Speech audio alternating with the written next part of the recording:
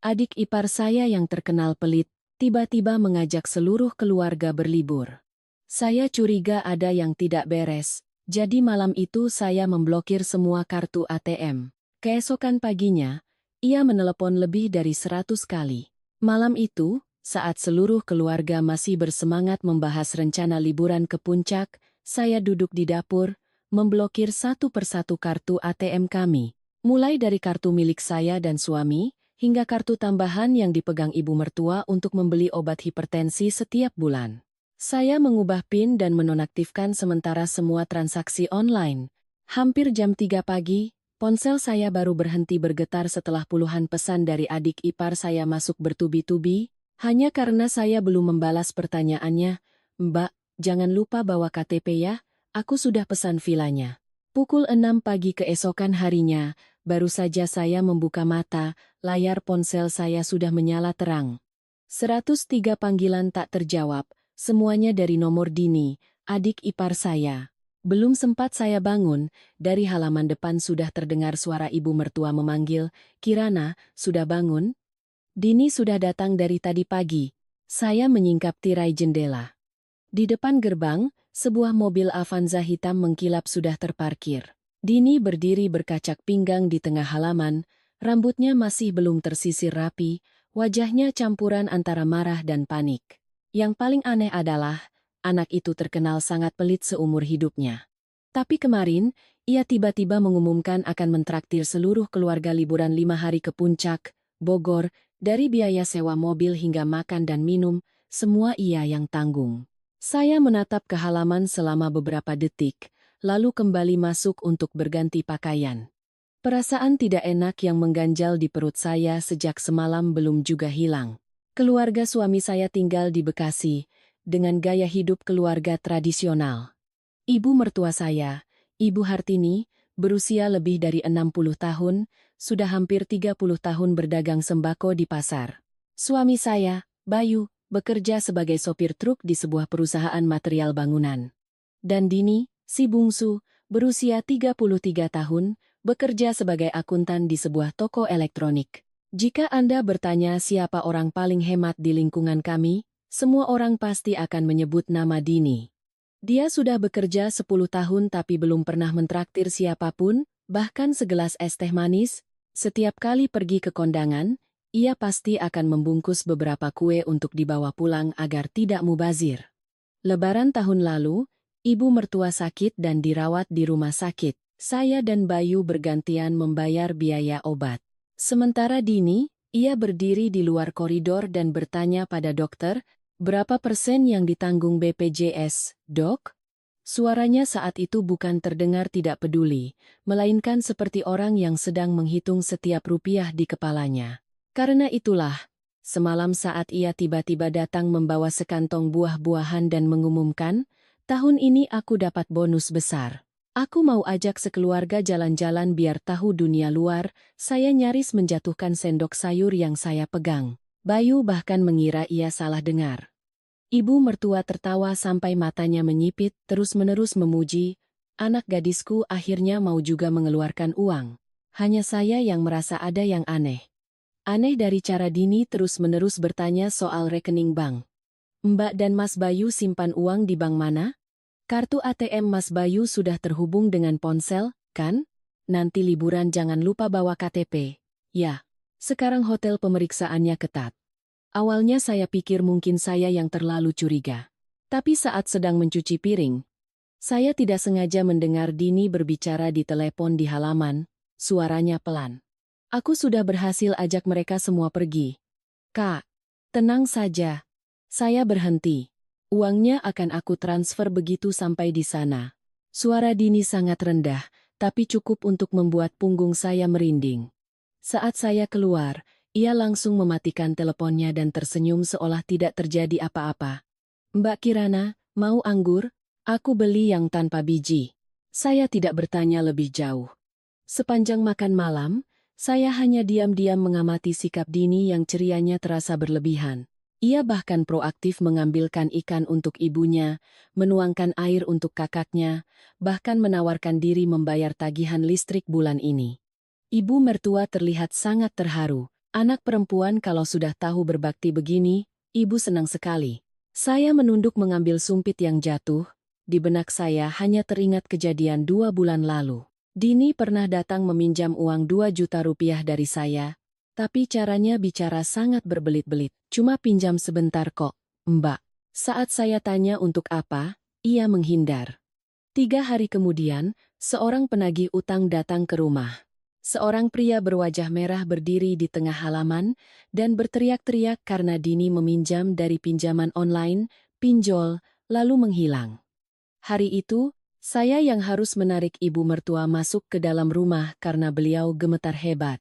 Dini berlutut menangis sepanjang sore, mengatakan ia ditipu teman untuk investasi kosmetik. Bayu yang kasihan pada adiknya, diam-diam menjual jam tangan pernikahan kami untuk membayar sebagian utangnya. Masalah itu baru saja reda, sekarang ia malah mau mentraktir sekeluarga berlibur. Sulit bagi saya untuk percaya. Di halaman, Dini mondar-mandir. Melihat saya keluar, ia langsung menghampiri. Mbak buka ponselnya dong. Aku telepon sampai mau habis baterai. Semalam Mbak tidur cepat ya. Mbak blokir kartunya, ya? Ia bertanya begitu cepat hingga saya sedikit kaget. Saya menatap lurus ke wajahnya. Bagaimana kamu tahu? Adik ipar saya itu tersenyum canggung. Tadi aku mau pesan tiket kereta gantung tambahan. Jadi aku coba transfer minta tolong Mbak bayarin dulu. Ternyata tidak bisa. Saya tidak langsung menjawab. Lingkaran hitam di bawah mata Dini sangat jelas, rambutnya lepek seolah tidak tidur semalaman. Orang biasa mungkin akan mengira ia hanya cemas memikirkan perjalanan, tapi kegelisahan seperti itu lebih mirip orang yang sedang menunggu sesuatu yang jauh lebih besar. Bayu keluar dari dalam rumah, tangannya masih memegang handuk. Sudah siap. Jam berapa berangkat? Dini menoleh ke kakaknya begitu cepat seolah takut saya akan bertanya lagi. Berangkat sekarang saja. Mas, biar tidak macet. Ibu mertua dengan gembira memasukkan bekal ke dalam mobil. Ia bahkan membawa 1 panci penuh semur daging karena takut makanan di puncak mahal. Saya melihat pemandangan itu dengan hati yang berat. Sejujurnya, kadang saya merasa terlalu sinis pada Dini. Usianya 7 tahun di bawah saya, belum menikah, dan hidup begitu hemat hingga menjadi sifat. Orang seperti itu biasanya mudah dibujuk karena tergiur keuntungan, tapi ia juga punya sisi baik. Setiap kali ibunya sakit, Dini yang selalu begadang mengompresnya. Pernah suatu hari saya pulang kerja terlambat, begitu membuka pintu saya melihatnya tertidur di lantai samping tempat tidur ibunya. Karena itulah saya tidak bisa benar-benar membencinya. Saya hanya takut. Takut kalau semangatnya kali ini adalah pertanda masalah yang lebih besar dari sekadar utang beberapa juta seperti sebelumnya. Mobil baru saja menyala, ponsel Dini bergetar lagi. Ia melirik layar, lalu cepat-cepat berjalan ke sudut halaman untuk menjawab telepon. Saya melihatnya. Suaranya begitu pelan hingga tidak terdengar, tetapi wajahnya memucat sedikit demi sedikit. Sesaat kemudian ia kembali dan memaksakan senyum. Ayo kita berangkat. Mobil melaju meninggalkan gang kecil kami. Langit sudah terang. Sinar matahari pagi menyinari atap-atap seng yang masih basah oleh sisa hujan semalam. Ibu mertua di kursi belakang terus berceloteh, bercerita bagaimana masa mudanya ia tidak pernah bepergian jauh. Dini mengemudi dengan kedua tangan mencengkeram setir hingga memutih. Sekitar 20 menit setelah melewati tol Cikampek, ponselnya berdering lagi. Kali ini, saya bisa melihat nama yang muncul di layar, Koperasi Tunas Harapan. Dini terlonjak dan langsung menekan tombol tolak. Saya menoleh padanya. Koperasi apa telepon pagi-pagi, Din? Kantorku, Mbak. Sejak kapan nama toko elektronik jadi Tunas Harapan? Tangan Dini berhenti di atas setir. Suasana di dalam mobil tiba-tiba hening. Bayu yang duduk di depan menoleh ke adiknya. Ibu mertua juga berhenti tertawa. 1 detik kemudian, ponsel saya bergetar hebat. Notifikasi dari bank muncul berturut-turut. Akun Anda sedang coba diakses dari perangkat tidak dikenal. Akun Anda sedang meminta otorisasi untuk transaksi. Saya mengangkat kepala. Tepat pada saat itu saya melihat mobil yang dikemudikan Dini perlahan melambat, lalu berbelok ke sebuah rest area di pinggir jalan tol. Di sana, dua orang pria sudah menunggu. Begitu mobil masuk ke area parkir, jantung saya berdebar begitu kencang hingga terdengar di telinga. Dua pria yang berdiri di dekat tiang lampu itu tidak terlihat seperti pelancong. Yang satu mengenakan kemeja hitam yang dikeluarkan dari celana, lehernya berkalung emas tebal. Satunya lagi kurus, memakai topi yang ditarik rendah hingga menutupi sebagian besar wajahnya, tangannya terus menekan-nekan ponsel. Dini mematikan mesin mobil tapi tidak langsung membuka pintu. Saya meliriknya, dahinya berkeringat meskipun AC menyala dingin. Bayu mengerutkan dahi. Siapa mereka? Temanku. Teman macam apa yang menunggu seperti itu? Dini menelan ludah. Mereka mau titip barang ke puncak. Saya mengangkat ponsel saya di depan wajahnya. Kalau begitu, jelaskan kenapa akun bankku sedang dicoba dibobol dari perangkat lain. Udara di dalam mobil terasa padat. Ibu mertua di kursi belakang mulai cemas. Ia mencondongkan tubuhnya di antara dua kursi depan, suaranya bergetar. Ada apa ini anak-anak? Dini menoleh ke saya, tatapannya memohon. Mbak Kirana, tolong dengarkan aku sebentar. Bicara sekarang di dalam mobil. Adik ipar saya itu menggigit bibirnya. Di luar, kedua pria itu mulai lebih sering menatap ke arah kami. Pria berkaus hitam bahkan menyalakan rokok, tampak tidak sabar. Ponsel Dini bergetar lagi, kali ini ia tidak berani mengangkatnya. Bayu merebut ponsel adiknya. Dini mencoba mengambilnya kembali tapi tidak berhasil. Di layar, muncul sebuah pesan yang membuat wajah Bayu pucat pasi. Dari Koperasi Simpan Pinjam Amanah, dia berbalik cepat ke adiknya. Kamu pinjam lagi? Berapa? Aku mau bayar, Mas. Berapa? Dini diam. Melihat caranya menunduk, perut saya terasa dingin. Orang yang benar-benar hanya berutang beberapa juta tidak akan berekspresi seperti itu. Bayu menggeram. Berapa? 300. Ibu mertua di belakang terlonyak. 300 apa? Dini memejamkan mata. 300 juta. Mobil hening. Saya bisa mendengar dengan jelas suara kipas AC yang berputar di atap mobil. Ibu mertua ternganga menatap putrinya, seolah tidak percaya. Beliau yang terbiasa menghitung setiap ikat sayur di pasar, mendengar angka sebesar itu seperti mendengar cerita dongeng. Bayu mencengkeram ponsel itu begitu erat hingga urat tangannya menonjol. Kamu sudah gila, Dini? Adik ipar saya itu mulai menangis, tapi masih mencoba menahan suaranya. Awalnya cuma 50 juta Mas. Terus aku coba gali lubang tutup lubang, tapi tidak berhasil. Saya memutar tubuh saya menghadapnya. Kamu berjudi?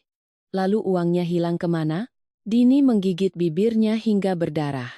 Di luar, pria berkaus hitam mulai berjalan mendekati mobil. Ia mengetuk kaca jendela di sisi pengemudi 2 kali. Turun dulu dek, kita bicara.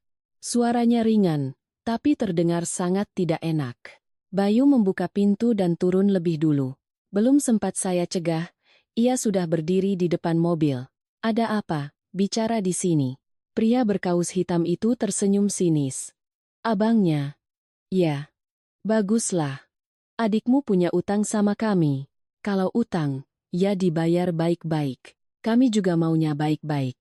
Tapi adikmu ini janji hari ini mau ajak sekeluarga ke puncak untuk tanda tangan surat. Punggung saya terasa dingin. Tanda tangan surat apa? Dini terisak. Aku belum tanda tangan. Pria bertopi yang kurus kini melangkah maju, mengeluarkan setumpuk kertas dari sakunya. Seluruh perjanjian utang dengan klausul jaminan. Ibu mertua di dalam mobil mendengar kata jaminan dan tangannya langsung gemetar. Jaminan apa? Pria itu membalik lembar pertama sambil tersenyum. Rumah. Saya melihat mata ibu mertua terbelalak, lalu ia memegangi dadanya dan terkulai lemas di kursi. Rumah ini adalah satu-satunya harta peninggalan keluarga suami saya. Bapak mertua meninggal lebih awal. Ibu mertua berdagang seumur hidupnya baru bisa membangun rumah sederhana yang kemudian direnovasi sedikit demi sedikit. Sertifikatnya atas nama beliau. Saya menoleh ke Dini. Kamu dapat surat rumah dari mana? Aku cuma foto. Aku pikir kalau belum tanda tangan tidak apa-apa. Pria berkaus hitam tertawa. Tidak apa-apa tapi Bang menelepon kami semalaman? Saat itulah saya mengerti kenapa Dini memaksa sekeluarga pergi ke puncak. Ia ingin membawa ibunya agar bisa dipaksa menandatangani surat utang itu secara sah. Jika semalam saya tidak memblokir kartu, mungkin pagi ini ceritanya sudah lain. Bayu menerjang dan mencengkeram kerah baju adiknya. Kapan kamu ambil surat-surat itu? Waktu ibu dirawat di rumah sakit. Aku ambil kuncinya dari lemari. Ibu mertua menangis di belakang. Ya Tuhan, Dini. Anak itu berlutut di samping mobil, wajahnya pucat pasi. Aku tidak bermaksud sampai sejauh ini. Aku hanya pikir bisa dapat pinjaman beberapa bulan lalu kulunasi. Pria berkaus hitam membuang puntung rokoknya. Sudah cukup drama keluarganya? Sekarang selesaikan. Bayu berbalik. Mau kalian apa? 350 juta sebelum siang ini. Kalau tidak, rumahnya kami proses sesuai perjanjian. Uang dari mana? Itu urusan kalian. Saat itulah saya melihat sesuatu yang aneh. Dini yang sedang berlutut, matanya terus-menerus melirik ke arah tas tangannya yang tergeletak di kursi belakang. Saya melangkah mendekat dan membuka tas itu. Di dalamnya, ada setumpuk berkas tebal dan sebuah alat pemindai sidik jari mini yang masih baru di dalam kotak. Saya membeku selama beberapa detik. Pria bertopi itu menyeringai. Adikmu itu persiapannya matang sekali. Rencananya mau tanda tangan di villa biar lebih nyaman. Mendengar itu, ibu mertua meraung. Ia tidak pernah menyangka putrinya bisa terjerumus sedalam ini. Tapi yang membuat saya lebih merinding adalah ekspresi Dini saat ini. Ia tidak lagi terlihat seperti adik yang pelit dan perhitungan. Ia terlihat benar-benar hancur.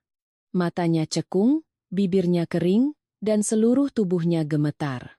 Saya tiba-tiba teringat, selama sebulan terakhir, Dini sering begadang dan makannya tidak teratur. Pernah ia datang ke rumah dan hanya duduk termenung di teras selama 1 jam. Dulu saya pikir ia stres karena pekerjaan. Sekarang baru saya sadar, orang yang terlilit utang sampai ke leher memang berekspresi seperti itu. Bayu merebut tumpukan kertas dari tangan saya dan memeriksanya. Semakin ia membaca, wajahnya semakin tegang. Bunga macam apa ini? Sebulan hampir 20%? Pria berkaus hitam mengangkat bahu. Adikmu yang tanda tangan sendiri. Saya tidak akan mengakuinya. Tidak perlu pengakuanmu. Saya berdiri diam selama beberapa saat, lalu bertanya. Dini, uangnya kamu pakai untuk apa? Adik ipar saya itu menunduk. Aku ikut arisan. Saya memejamkan mata. Benar. Hal yang paling mudah menghancurkan banyak keluarga. Dini berkata terbata-bata. Awalnya cuma setor 20 juta. Untungnya cepat, jadi aku ketagihan. Bandar arisannya bilang, semakin besar setorannya, semakin cepat dapat giliran tarik. Aku pikir, sekali tarik bisa untuk modal dan bayar cicilan. Lalu bandarnya kabur? Anak itu mengangguk. Ibu mertua mencengkeram sandaran kursi. Bodoh sekali kamu, Dini. Banyak orang lain yang ikut, tapi ibu mereka tidak sampai harus jual rumah. Suaranya tercekat. Pria berkaus hitam mulai tidak sabar. Sudah selesai nangisnya? Jadi bagaimana? Saya melihat sekeliling rest area. Beberapa penjual minuman menatap ke arah kami. Sebuah bus pariwisata baru saja berhenti lalu pergi lagi, meninggalkan kepulan debu. Bayu menarik saya ke samping. Kita jual tanah di kampung. Tanah itu kan masih sengketa. Lalu bagaimana lagi? Saya menatap suami saya. Untuk pertama kalinya sejak kami menikah, saya melihatnya menua drastis hanya dalam beberapa menit. Ia sangat menyayangi adiknya, tetapi 350 juta rupiah adalah angka yang terlalu besar. Di seberang kami, Dini masih berlutut. Angin meniup rambutnya yang acak-acakan. Ia tiba-tiba tertawa getir. Mungkin aku memang pantas mendapatkan ini. Ibu mertua sambil menangis memukul-mukul bahu putrinya. Cari uang itu susah setengah mati. Kenapa kalian anak-anak muda selalu mau cepat kaya? Dini menunduk diam. Saya menatapnya sangat lama, tiba-tiba teringat masa-masa awal pernikahan kami. Pernah sekali saya demam tinggi dan Bayu sedang di luar kota. Dini yang mengendarai motor tengah malam untuk membelikan saya obat. Ia bahkan duduk di luar kamar sampai pagi karena takut saya pingsan. Dia bukan orang jahat, dia hanya terlalu takut miskin. Sejak kecil hidup serba kekurangan, melihat teman-temannya punya ponsel baru dan baju bagus, Dini selalu menjadi penonton. Setelah bekerja, ia terobsesi dengan uang hingga segalanya ingin ia genggam erat. Orang yang terlalu takut kekurangan terkadang justru yang paling mudah tersesat oleh uang. Saat saya sedang berpikir, ponsel pria berkaus hitam berdering. Ia menjawabnya, dan raut wajahnya berubah. Apa? Ia berbalik cepat ke arah Dini. Kamu pinjam dari tempat lain juga? Dini perlahan mengangkat kepala, wajahnya sepucat kertas. Sebuah mobil Kijang Innova putih baru saja berhenti mendadak di depan kami. Pintunya terbuka, 3 pria turun. Salah satunya berjalan sambil membawa setumpuk foto. Pria yang memimpin rombongan itu melemparkan tumpukan foto ke atas kap mobil Dini. Foto-foto itu beterbangan ditiup angin lalu jatuh berserakan di aspal. Di dalam foto, Dini sedang duduk di sebuah kafe bersama banyak orang. Di depan mereka ada tumpukan surat perjanjian dan beberapa gepok uang yang diikat karet. Saya membungkuk mengambil salah satu foto. Gambarnya sangat jelas. Dini sedang menandatangani surat. Pria itu menunjuk lurus ke wajahnya. Hebat kamu ya. Utang di tempatku belum dibayar, malah berani-beraninya menjaminkan data ke tempat lain. Dini terduduk di tanah, kedua tangannya menutupi kepala. Ibu mertua tidak kuat lagi berdiri. Saya harus menopangnya agar tidak jatuh. Wajahnya pucat, bibirnya terus bergetar. Bayu melangkah maju melindungi adiknya. Bicara baik-baik. Tidak bisa baik-baik lagi. Dia pakai KTP dan data keluargaku untuk jadi penjamin arisan bodong. Sekarang bandarnya kabur, orang-orang datang ke rumahku menagih, pria berkaus hitam tadi tertawa sinis. Kukira cuma aku yang kena. Kedua kelompok itu mulai saling tatap dengan waspada. Saya langsung mengerti. Mereka bukan satu komplotan. Mereka hanya sama-sama terseret ke dalam kekacauan yang dibuat Dini. Pria yang baru datang perutnya buncit, lehernya merah karena terbakar matahari menarik kursi plastik dari warung dan duduk. Anak ini pakai namaku untuk ikut 7 putaran arisan. Sekarang orang-orang menagih utang ke rumahku. Dini mengangkat kepala. Suaranya parau. Aku tidak bermaksud kabur. Lalu uangnya mana? Anak itu terdiam. Saya melihat tangannya gemetar lebih hebat dari sebelumnya.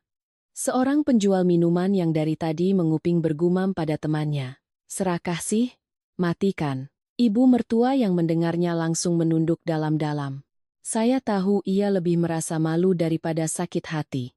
Ia hidup di pasar selama puluhan tahun, sangat menjaga nama baik. Berita putrinya terlilit utang seperti ini jika menyebar, ia pasti tidak akan berani lagi bertemu orang. Bayu menoleh ke adiknya. Sebenarnya total utangmu berapa? Dini diam sangat lama. Saya merasa ia sedang menimbang-nimbang seberapa banyak kebenaran yang harus ia katakan. Pria berperut buncit menggebrak meja. Bikara, 500. Suara ibu mertua tercekat di tenggorokan. Punggung saya juga terasa dingin. 500 juta rupiah. Bagi keluarga kami, itu adalah lubang tanpa dasar.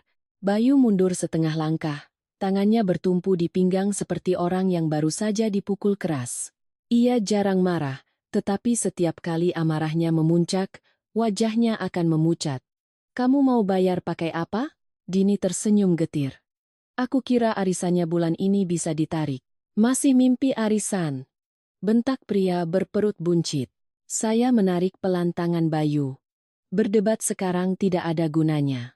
Yang paling menakutkan adalah kelompok-kelompok ini sama sekali tidak berniat membiarkan kami pergi. Pria berkaus hitam menyalakan sebatang rokok lagi. Begini saja, keluarga kalian sepertinya tidak mungkin bisa bayar sekarang. Tapi setidaknya tunjukkan niat baik. Niat baik apa? Biar si Dini ikut kami. Ibu mertua langsung berteriak. Jangan. Ia turun dari mobil begitu cepat hingga nyaris jatuh.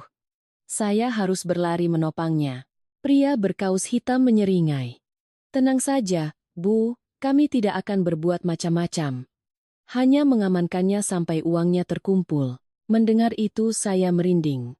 Cara-cara seperti ini, siapa yang tahu apa yang akan terjadi? Dini baru benar-benar panik. Ia berlari memeluk kaki kakaknya. Mas Bayu, jangan biarkan mereka membawaku. Bayu menatap adiknya sangat lama.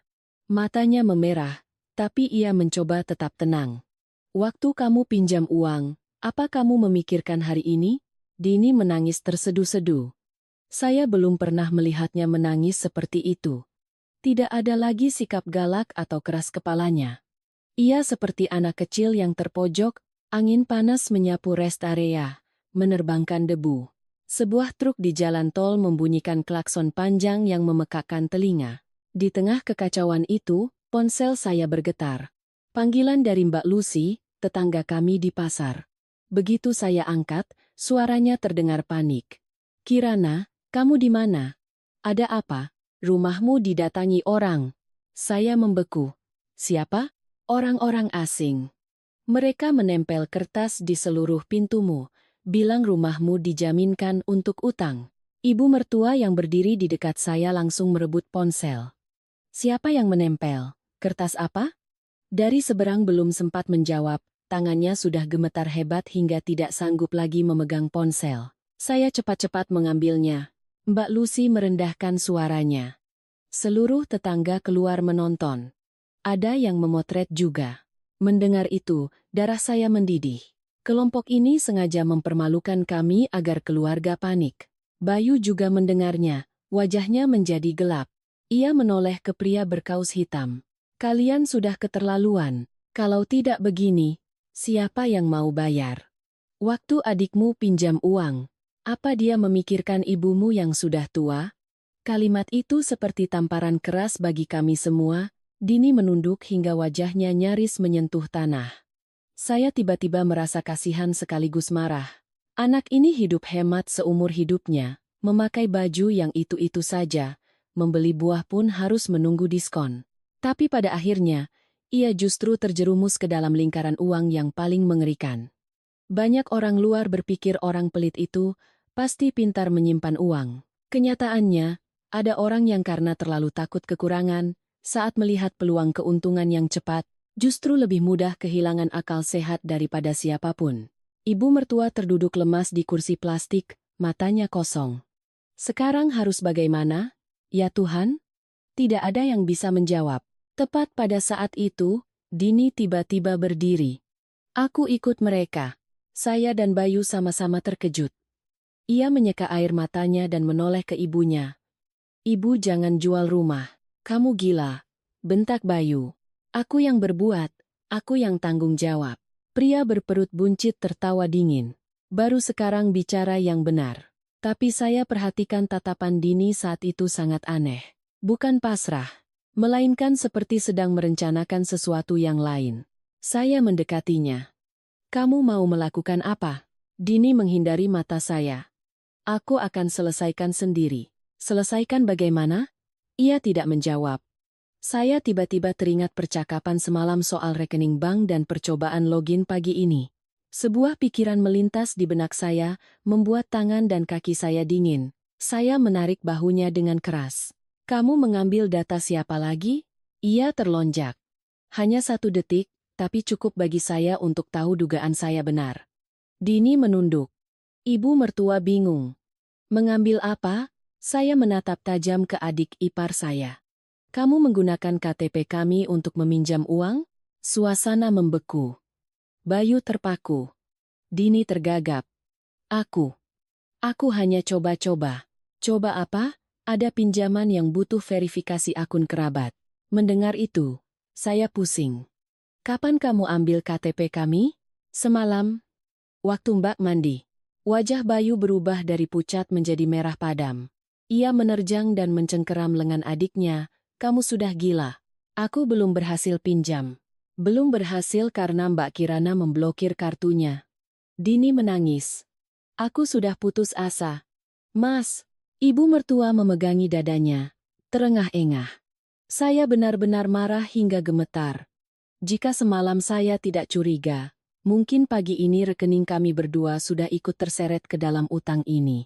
Tapi melihat Dini menangis, saya merasa ada yang tidak beres. Ia memang ketakutan, tetapi jauh di dalam matanya, masih ada sesuatu yang ia sembunyikan. Pria berkaus hitam kehilangan kesabaran. Cukup, ikut kami. Begitu ia menyentuh bahu Dini, anak itu tiba-tiba mundur dengan keras. Jangan sentuh aku.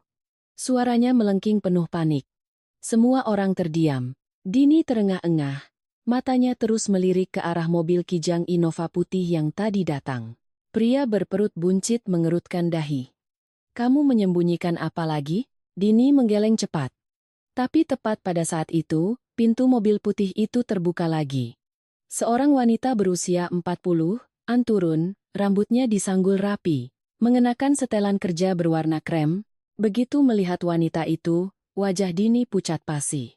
Wanita itu melepas kacamata hitamnya dan menatap lurus ke arah Dini. Akhirnya aku menemukanmu. Sebelum saya sempat mengerti, wanita itu mengeluarkan selembar kertas dari tasnya dan membantingnya ke atas kap mobil.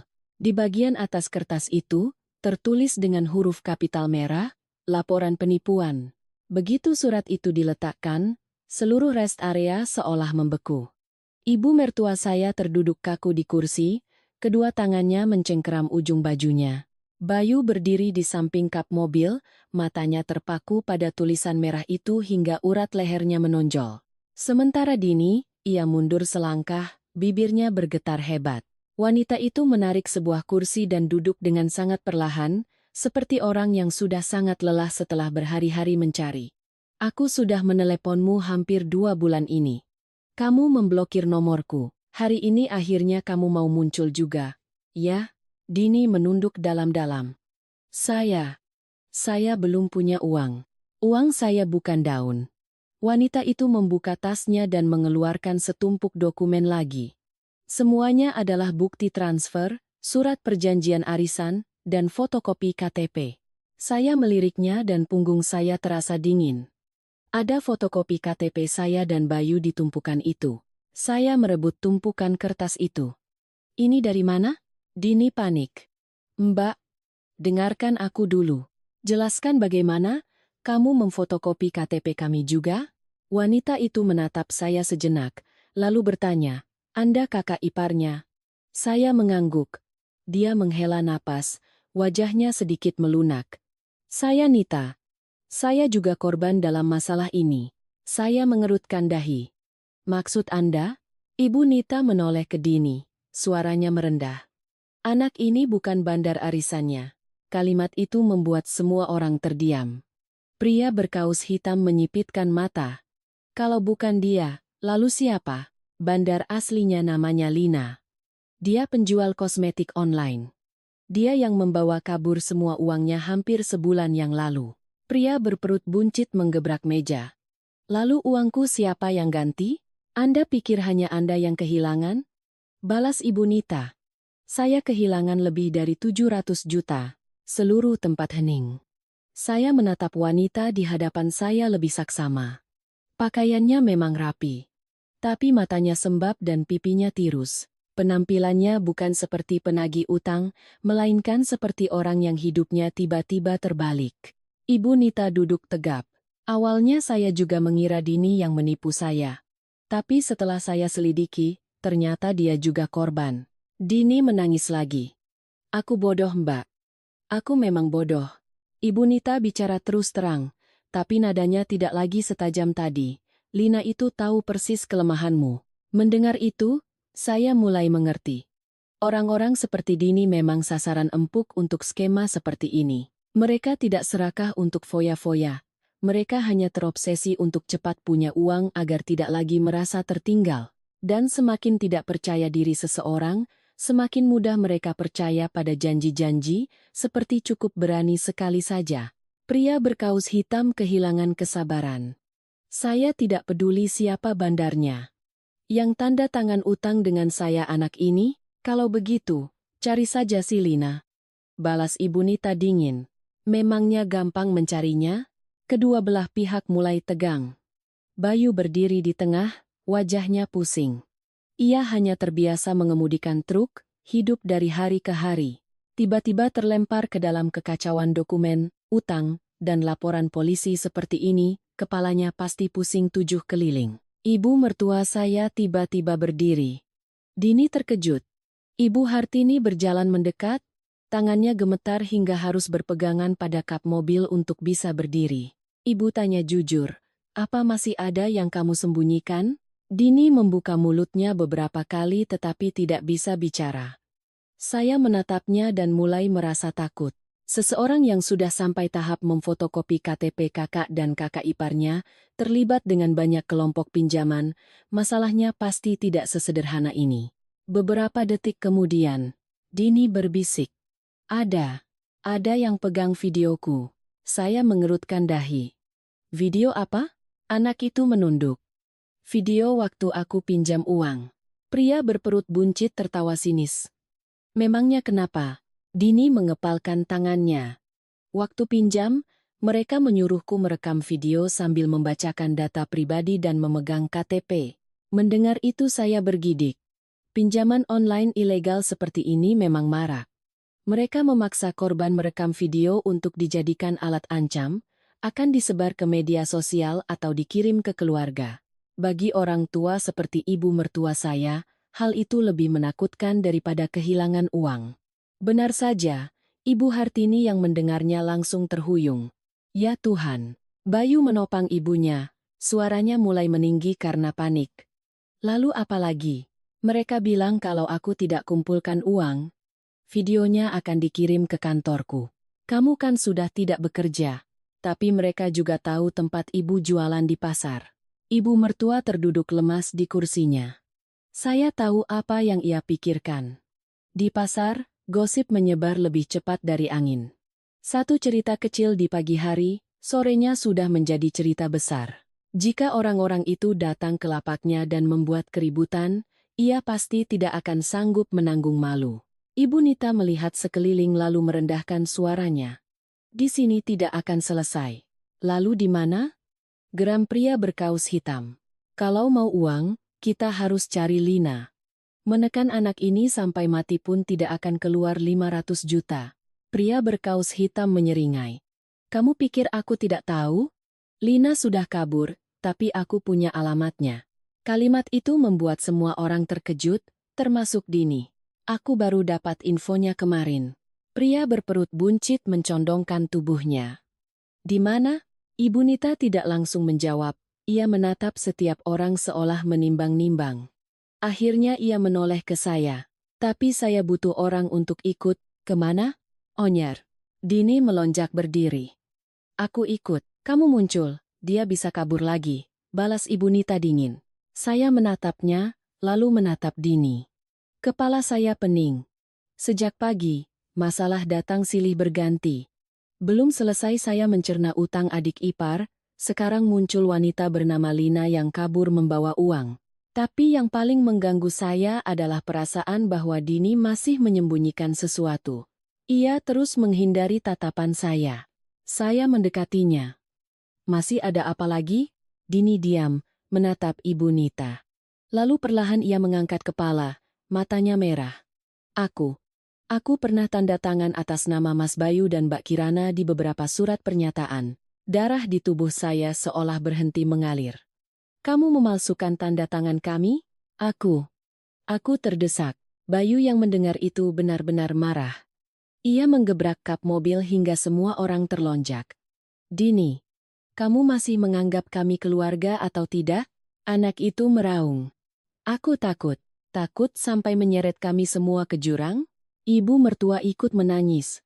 Saya berdiri diam, tidak bisa berkata apa-apa lagi. Kemarahan saya saat itu sangat nyata. Tapi anehnya, melihat Dini menangis, saya tidak melihat kelicikan. Ia seperti orang yang terpojok hingga pikirannya menjadi kacau. Banyak orang luar akan berkata, "Kenapa bodoh sekali? Kenapa tidak berhenti?" Tapi orang yang sudah terjerat utang seringkali tidak lagi bisa berpikir jernih. Mereka hanya fokus pada pinjaman berikutnya untuk menambal lubang sebelumnya. Dan lubang itu terus semakin dalam. Tepat pada saat itu, ponsel Ibu Nita berdering. Ia menjawabnya, dan wajahnya pucat. "Apa?" Semua orang menoleh. Ibu Nita berdiri. "Lina baru saja muncul di Anyer." Pria berkaus hitam menerjang. Yakin? Kenalanku melihatnya di sebuah hotel. Dini memegang sandaran kursi hingga tangannya memutih. Saya menatapnya. Di matanya bukan hanya ada ketakutan, tapi juga keputusasaan. Karena jika Lina benar-benar ditemukan, semua rahasianya akan terbongkar. Ibu Nita berkata cepat pada saya, kalau mau menyelamatkan rumahmu, kita harus berangkat sekarang. Bayu mengerutkan dahi. Berangkat bagaimana? Saya bawa mobil. Pria berperut buncit juga berdiri. Aku ikut. Kamu ikut untuk memukul orang. Aku ikut untuk mengambil uangku. Suasana kembali tegang. Saya menoleh ke ibu mertua. Beliau duduk termenung, matanya merah karena terlalu banyak menangis. Lalu saya menatap Dini. Anak itu gemetar hebat, bibirnya pucat karena kurang tidur dan panik. Saya tiba-tiba teringat masa-masa awal pernikahan kami. Pernah sekali kalung saya hilang di pasar, semua orang bilang ikhlaskan saja. Hanya Dini yang berjalan kaki hampir 2 kilometer, kembali ke setiap lapak untuk mencarinya sampai malam. Dia memang perhitungan, tapi tidak pernah tega meninggalkan keluarga. Tapi sekarang, justru dia yang menyeret semua orang ke dalam situasi ini. Belum sempat saya mengambil keputusan, terdengar suara Brooke dari belakang. Semua orang menoleh. Ibu mertua saya baru saja pingsan dan jatuh ke lantai semen. Wajahnya pucat, tangannya masih mencengkeram dadanya. Ibu. Bayu berlari begitu cepat hingga menyenggol kursi di belakangnya. Saya berlutut menopang kepala ibu mertua. Bibirnya membiru, napasnya pendek-pendek.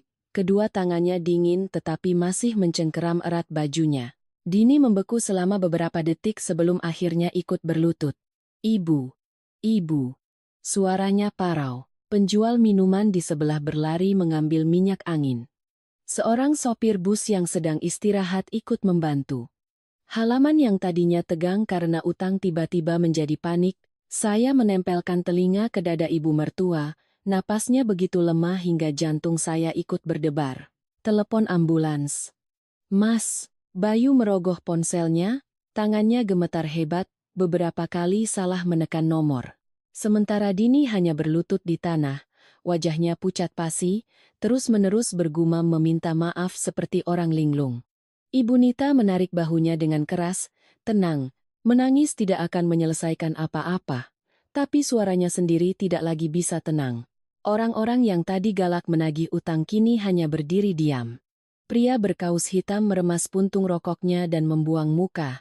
Mungkin dia juga tidak menyangka akan jadi begini. 10 menit kemudian, ambulans datang. Ibu mertua saya diangkat ke atas tandu dalam kondisi setengah sadar. Tepat sebelum pintu mobil ditutup, ia tiba-tiba memegang erat tangan Dini. Anak itu membungkuk. Bibir ibunya bergetar. Jangan. Jual rumah. Selesai berkata, ia kembali tidak sadarkan diri. Dini berdiri membeku di tengah suara sirene yang memekakkan telinga. Saya melihatnya dengan hati yang sesak. Ada ucapan orang tua yang terdengar biasa, tetapi jika diucapkan di saat kritis, rasanya seperti sayatan pisau.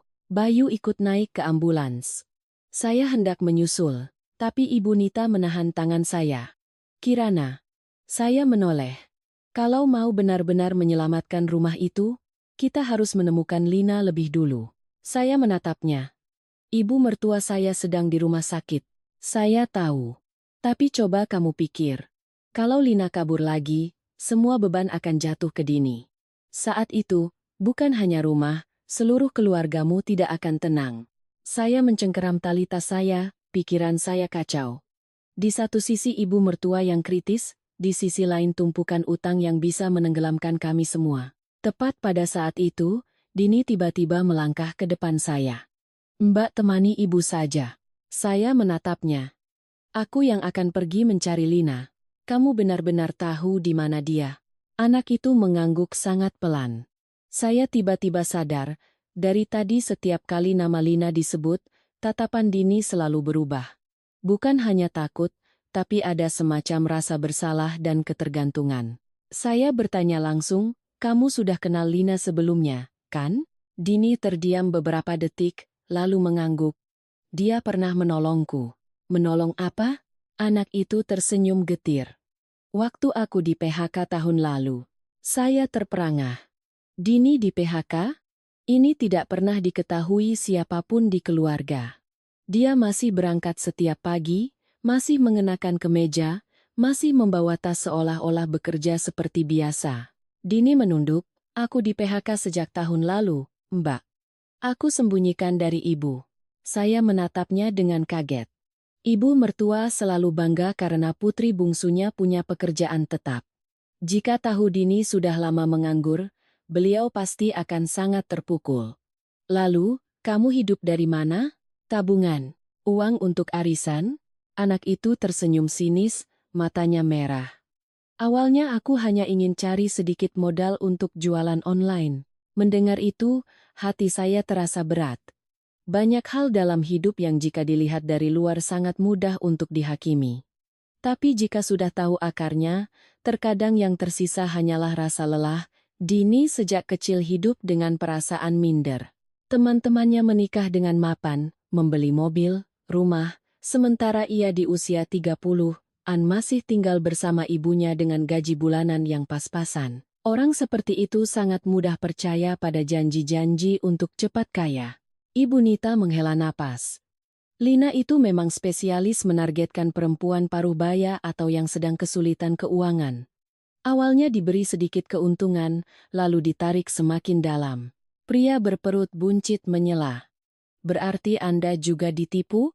Ibu Nita tertawa getir. Saya pedagang emas di pasar. Lihat orang lain untung, ya saya ikut tergiur. Tidak ada lagi yang bicara. Itulah mengerikannya uang. Tidak perlu orang jahat untuk terjerat. Cukup di saat yang tepat ketika seseorang sedang lemah atau sangat butuh jalan keluar. Ponsel Bayu menelepon saat itu. Saya langsung mengangkatnya. Di seberang, suara riuh rumah sakit terdengar jelas. Bagaimana kondisi ibu? Sudah sedikit lebih stabil. Suaranya serak karena lelah. Dokter masih mengawasi. Ia terdiam beberapa saat. Lalu bertanya pelan. Kamu di mana? Hampir sampai Anyer. Sudah ada hasil? Saya menoleh ke Dini. Anak itu memeluk erat tasnya, matanya menatap kosong keluar jendela. Belum tahu, di seberang terdengar helaan napas yang sangat berat. Kirana, kalau memang uangnya tidak bisa kembali, ya sudah. Yang penting jangan sampai Dini kenapa-kenapa. Kalimat itu membuat saya kaget. Sejak pagi, Bayu begitu marah pada adiknya. Tapi pada akhirnya, yang paling ia takuti tetaplah kehilangan adiknya.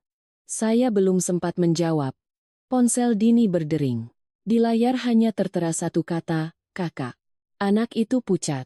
Saya merebut ponselnya. Halo. Di seberang hening sejenak, lalu terdengar tawa yang sangat pelan. Kirana, ya. Suara wanita yang lembut hingga membuat merinding. Saya langsung tahu. Lina. Semua orang di mobil langsung tegang. Saya menyalakan pengeras suara. Kamu di mana? Memangnya penting? Uang 500 juta milik banyak orang ada di mana? Lina tertawa kecil. Saya juga kehilangan. Pria berperut buncit mencondongkan tubuhnya ke depan. Masih bisa bohong kamu ya? Jangan emosi Pak. Saya kan tidak memaksa siapapun setor uang. Kamu menipu. Menipu. Tapi kalau orangnya tidak serakah, apa ada yang kehilangan uang? Seluruh mobil terdiam oleh kalimat itu. Menjengkelkan, tapi sulit dibantah. Lina melanjutkan dengan nada tenang yang menakutkan. Dini mana?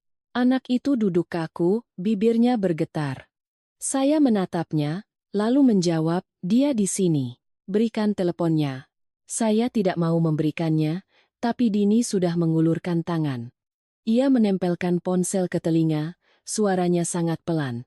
Kak, saya tidak bisa mendengar apa yang dikatakan Lina. Hanya melihat wajah Dini semakin pucat. Sesaat kemudian, ia berkata, aku tidak mau melakukannya lagi. Ibu Nita langsung menoleh. Melakukan apa? Dini tidak menjawab. Lina terus berbicara di telepon. Anak itu mulai terengah-engah. Jangan libatkan keluargaku lagi. Saya melihat tangannya gemetar hebat hingga nyaris menjatuhkan ponsel. Beberapa detik kemudian, Dini berteriak. Sudah kubilang aku tidak mau. Teriakan itu begitu nyaring di dalam mobil yang sunyi hingga semua orang terlonjak.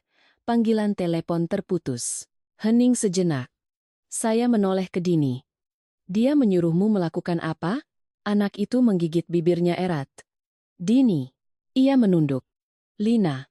Menyuruhku untuk terus mencari anggota baru. Saya membeku. Pria berperut buncit menggebrak sandaran kursi di depannya. Sudah kuduga. Aku belum melakukannya. Belum. Tapi sudah mengambil data keluarga sendiri. Dini menangis. Waktu itu aku pikir, kalau bisa dapat beberapa orang lagi, uangku bisa kembali. Mendengar itu, tangan dan kaki saya terasa dingin. Ternyata yang paling menakutkan bukanlah keserakahan Dini, melainkan saat ia sudah terjerumus begitu dalam, ia mulai berpikir untuk menyeret orang lain bersamanya demi menyelamatkan diri. Itulah lingkaran setan dari skema seperti ini. Awalnya korban, lama-lama menjadi bagian dari rantai. Ibu Nita yang dari tadi diam, angkat bicara. Dulu saya juga hampir mengajak adik kandung saya sendiri. Semua orang menoleh padanya. Ia tersenyum sedih. Saat kehilangan uang, pikiran orang tidak lagi jernih. Tidak ada yang bicara lagi. Kalimat itu terlalu benar hingga terasa sakit. Mobil mulai memasuki pusat kota Anyer. Jalanan lebih ramai, matahari sore menyinari seluruh kota.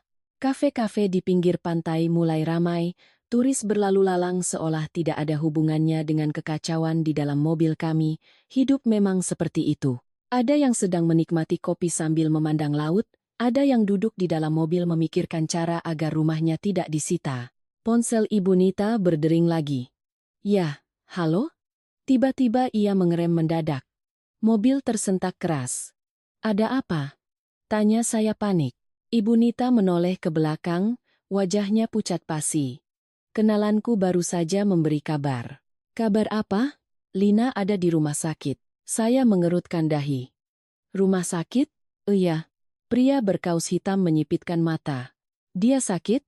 Ibu Nita menelan ludah. Bukan. Ia menatap lurus ke arah Dini. Pria yang bersamanya baru saja loncat dari gedung pagi ini. Mobil berhenti di tepi jalan dekat rumah sakit. Di luar, matahari masih bersinar. Orang-orang masih berlalu lalang seperti hari biasa. Tapi di dalam mobil, tidak ada yang bisa bicara setelah mendengar kabar dari Ibu Nita. Dini yang pertama bereaksi. Ia berbalik cepat. Wajahnya pucat pasi. Mas Tegar, meninggal? Ibu Nita menatapnya. Belum. Tapi katanya kondisinya parah. Dini menutup mulutnya, seluruh tubuhnya gemetar hebat seolah disiram air es. Saya melihat reaksinya dan hati saya mencelos. Jelas sekali ia mengenal pria itu dengan baik. Pria berperut buncit mengumpat, komplotan penipu ini benar-benar. Bukan begitu. Seladini hampir refleks.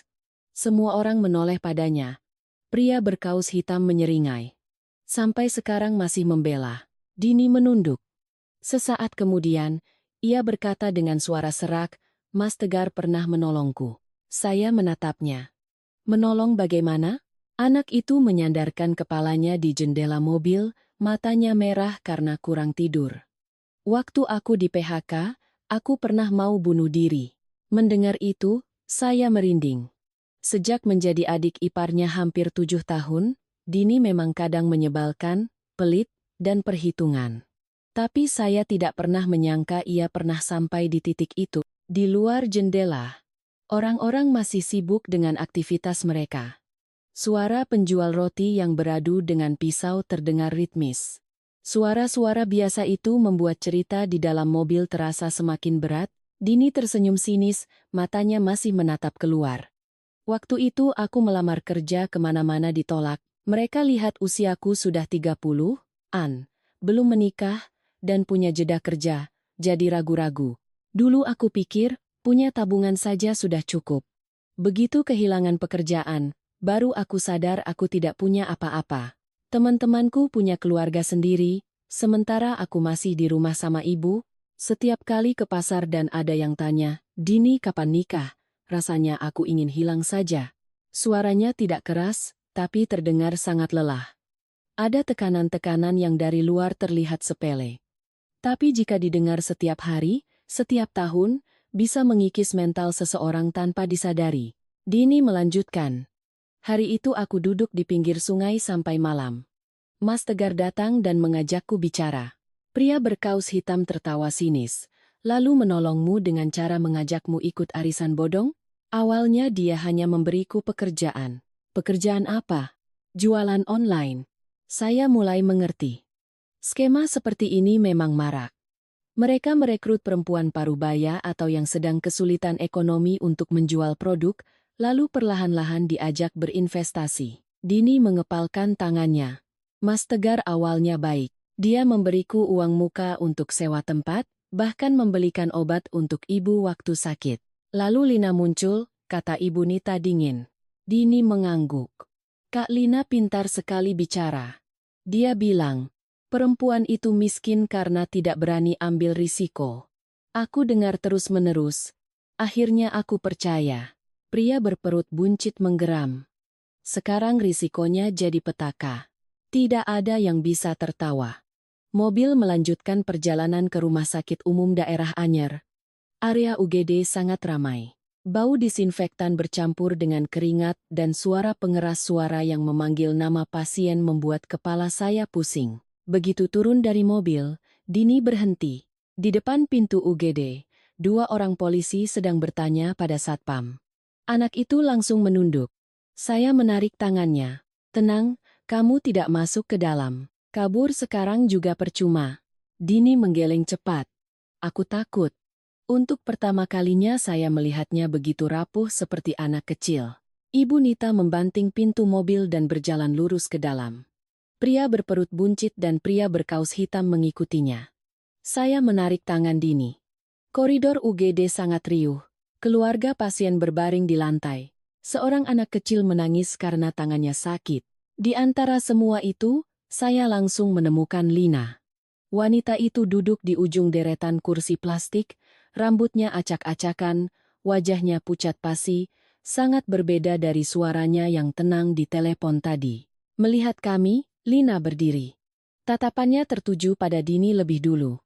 Anak itu langsung bersembunyi di belakang saya. Pria berperut buncit menerjang ke depan. Uangnya mana? Lina tidak menjawab. Pria berkaus hitam melangkah maju. Jangan bilang, sudah ludes semua. Lina tersenyum sangat tipis, senyum yang begitu lelah hingga membuat saya bergidik. Ludes betulan. Sialan. Pria berperut buncit baru akan maju, tapi seorang polisi di dekatnya menoleh. Ia terpaksa menahan diri, wajahnya merah padam. Ibu Nita melangkah maju. Tegar di mana? Lina menoleh ke arah ruang resusitasi. Sedang ditangani. Dini yang berdiri di belakang saya. Seluruh tubuhnya kaku. Sesaat kemudian, ia bertanya dengan suara gemetar, kenapa? Kenapa Mas Tegar loncat? Lina memejamkan mata. Dikejar sampai putus asa. Kalimat itu membuat semua orang terdiam. Saya menatap wanita di hadapan saya. Ia tidak terlihat seperti penipu profesional yang saya bayangkan. Tidak ada riasan, tidak ada barang mewah, hanya ada mata yang lelah. Tapi saya juga tidak lupa, dialah yang telah menyeret banyak keluarga ke jurang. Saya bertanya langsung, uangnya kemana? Lina membuka matanya. Mantan suamiku berjudi. Jawaban itu membuat semua orang terkejut. Ibu Nita mengerutkan dahi. Apa hubungannya? Utangnya dilimpahkan padaku. Aku harus cari cara. Pria berkaus hitam tertawa sinis. Lalu kamu cari cara dengan uang kami? Lina menunduk. Awalnya aku berniat mengembalikannya. Mendengar itu saya merinding. Kasus-kasus seperti ini seringkali dimulai seperti itu. Pelaku awalnya tidak berniat menipu. Mereka hanya ingin gali lubang tutup lubang dan percaya bisa membalikkan keadaan. Tapi semakin dalam, semakin tidak bisa keluar. Dini tiba-tiba melangkah maju dari belakang saya. Kak, bicara jujur. Uangnya sisa berapa? Suasana tegang. Lina menatap Dini sangat lama. Sekitar 200. Pria berperut buncit mengumpat keras. Lalu yang 600 kemana? Bayar utang. Bayar orang-orang yang datang lebih dulu. Saya bergidik. Lingkaran setan. mengambil uang dari korban baru untuk membayar korban lama. Sampai akhirnya runtuh dan tidak ada lagi yang bisa diselamatkan. Dini berdiri membeku. Jadi, dari awal memang tidak mungkin bisa kembali? Lina menatapnya, suaranya melembut. Ada saatnya aku pikir bisa. Aku bilang padamu, cukup tarik beberapa orang lagi, karena saat itu aku juga masih percaya. Anak itu tertawa.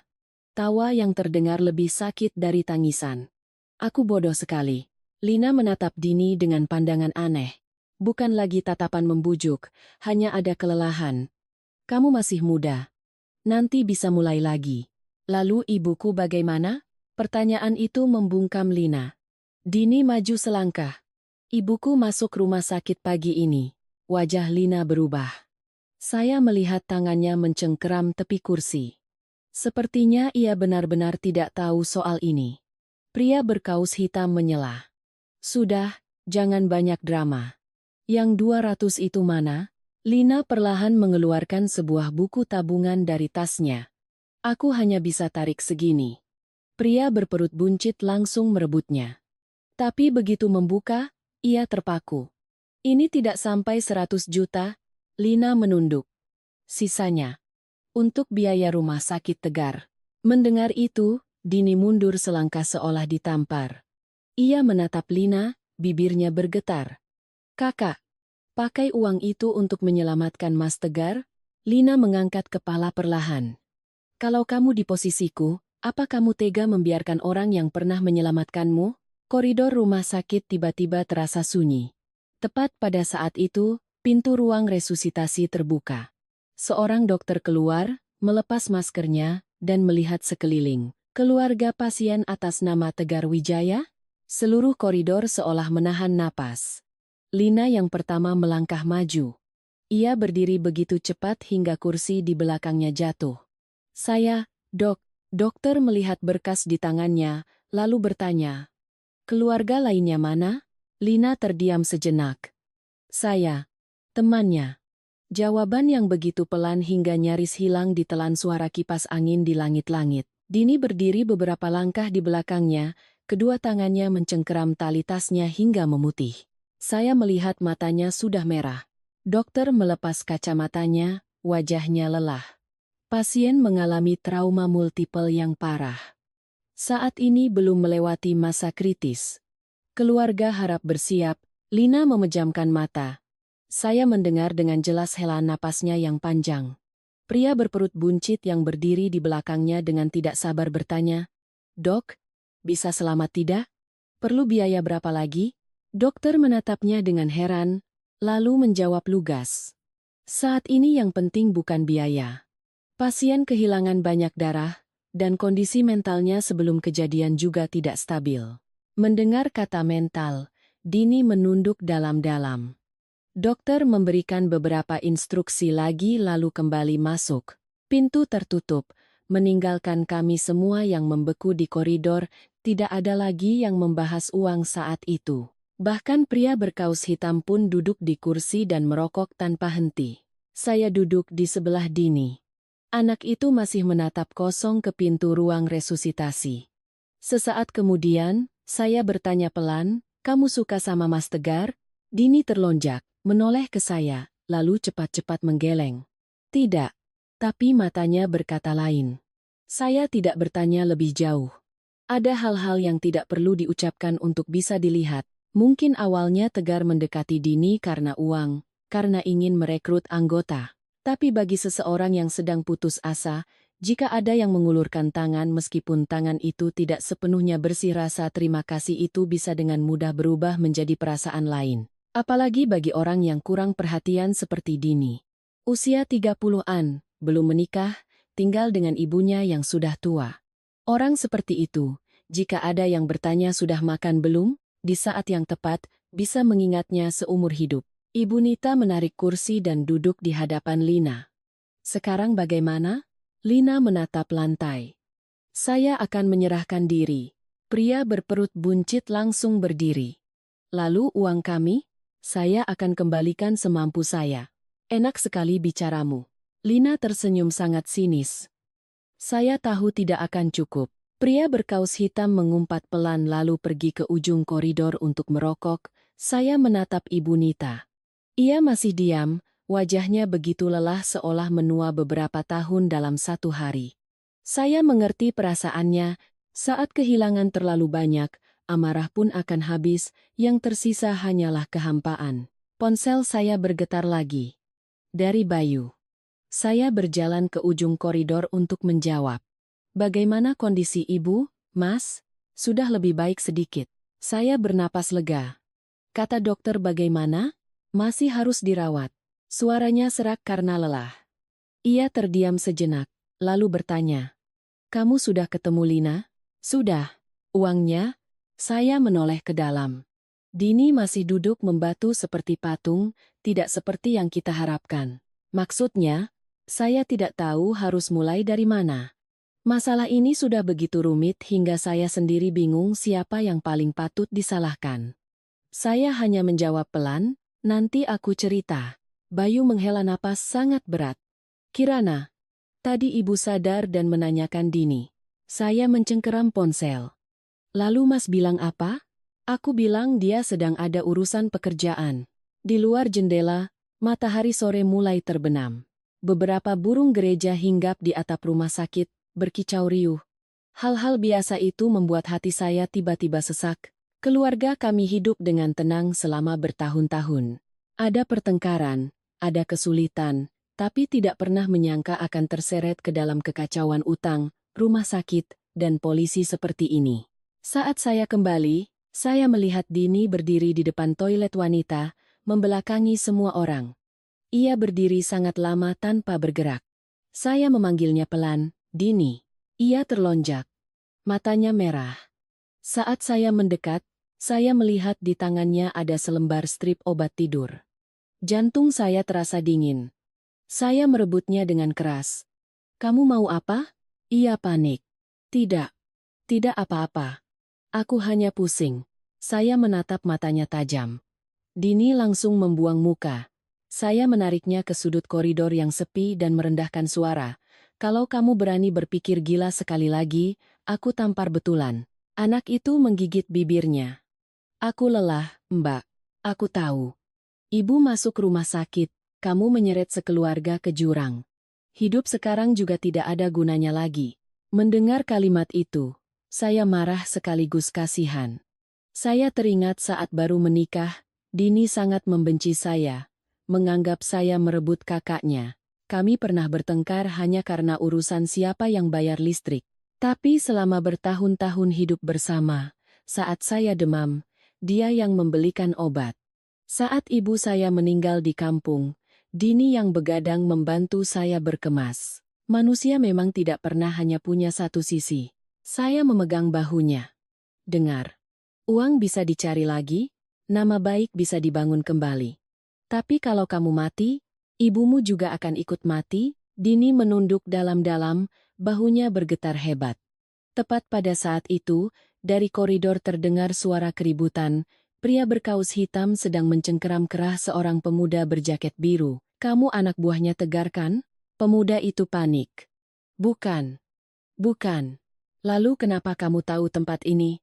Saya dan Dini berlari mendekat. Lina juga berdiri. Pemuda itu pucat, tangannya memeluk erat sebuah tas ransel. Saya mau mengantar barang. Barang apa? Ia tergagap menatap Lina. Diminta Mas Tegar. Suasana langsung tegang. Lina melangkah maju. Berikan padaku. Pemuda itu membuka tasnya dan mengeluarkan sebuah laptop usang serta beberapa buku catatan.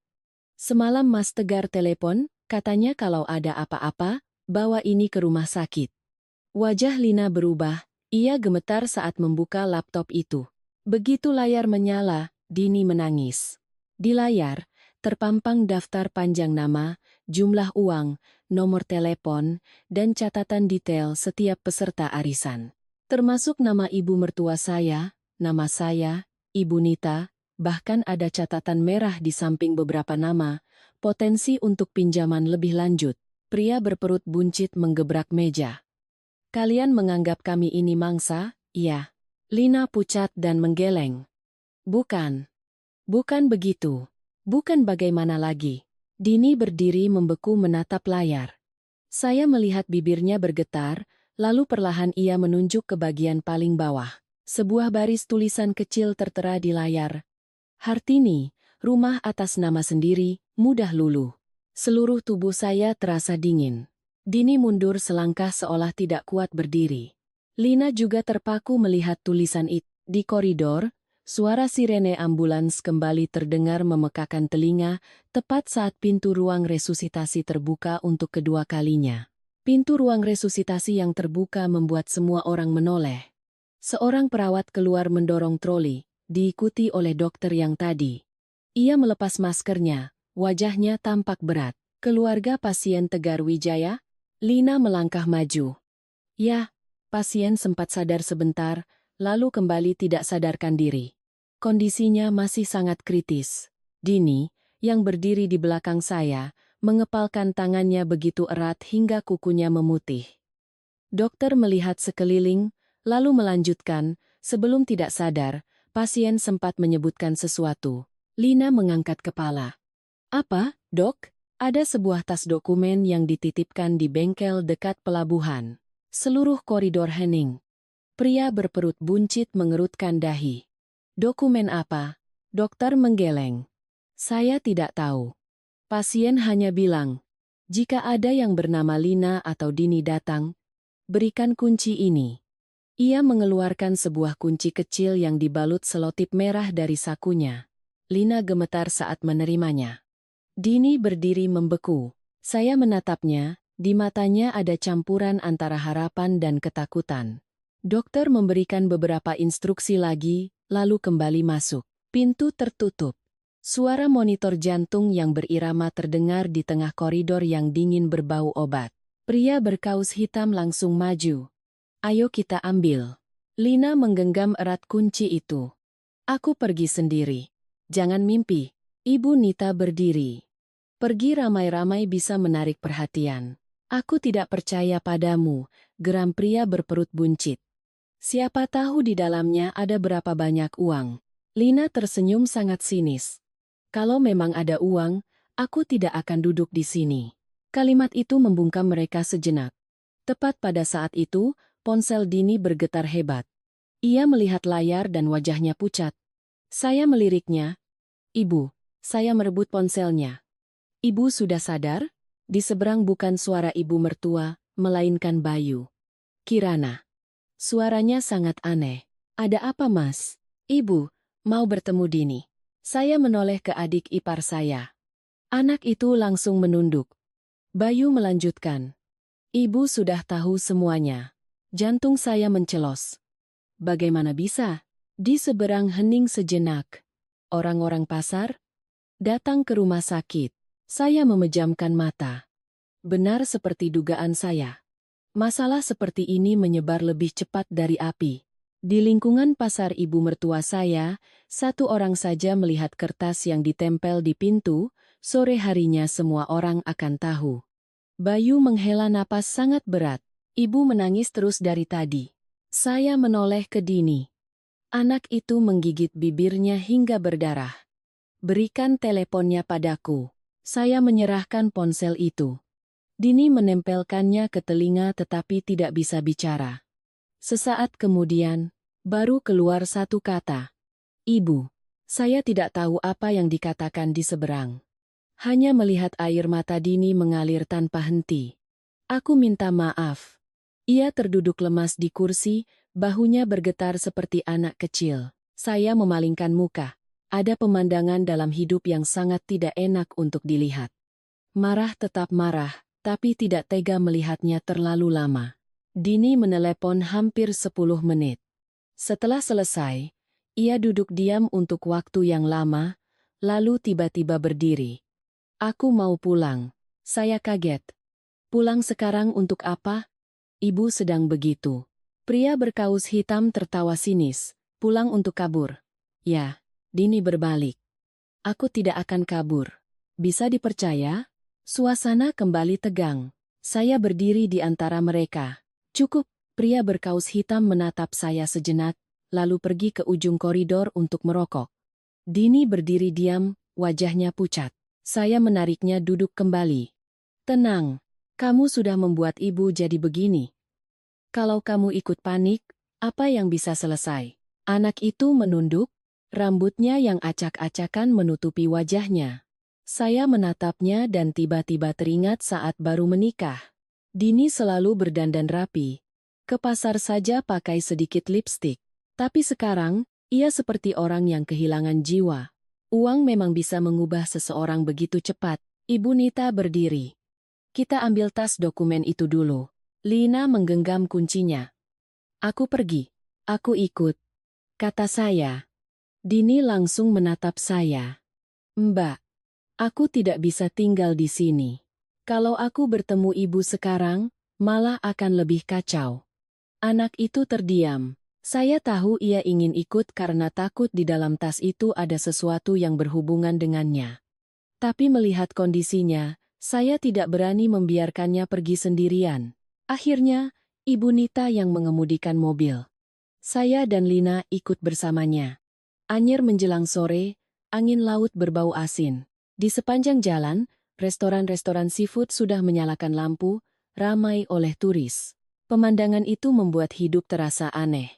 Ada yang sedang bersulang gembira, ada yang duduk di mobil cemas akan kehilangan rumah. Lina duduk di depan, tidak bicara sepatah kata pun. Saya melihatnya dari samping, wajahnya sangat lelah. Saya bertanya pelan. Anda menyayangi Mas Tegar? Lina menatap keluar jendela. Dia pernah menyelamatkan aku dan anakku. Saya diam mendengarkan. Mantan suamiku memukuliku selama bertahun-tahun. Saat aku kabur membawa anak, hanya Tegar yang memberiku tempat tinggal. Saya sedikit kaget. Lalu, kenapa jadi begini?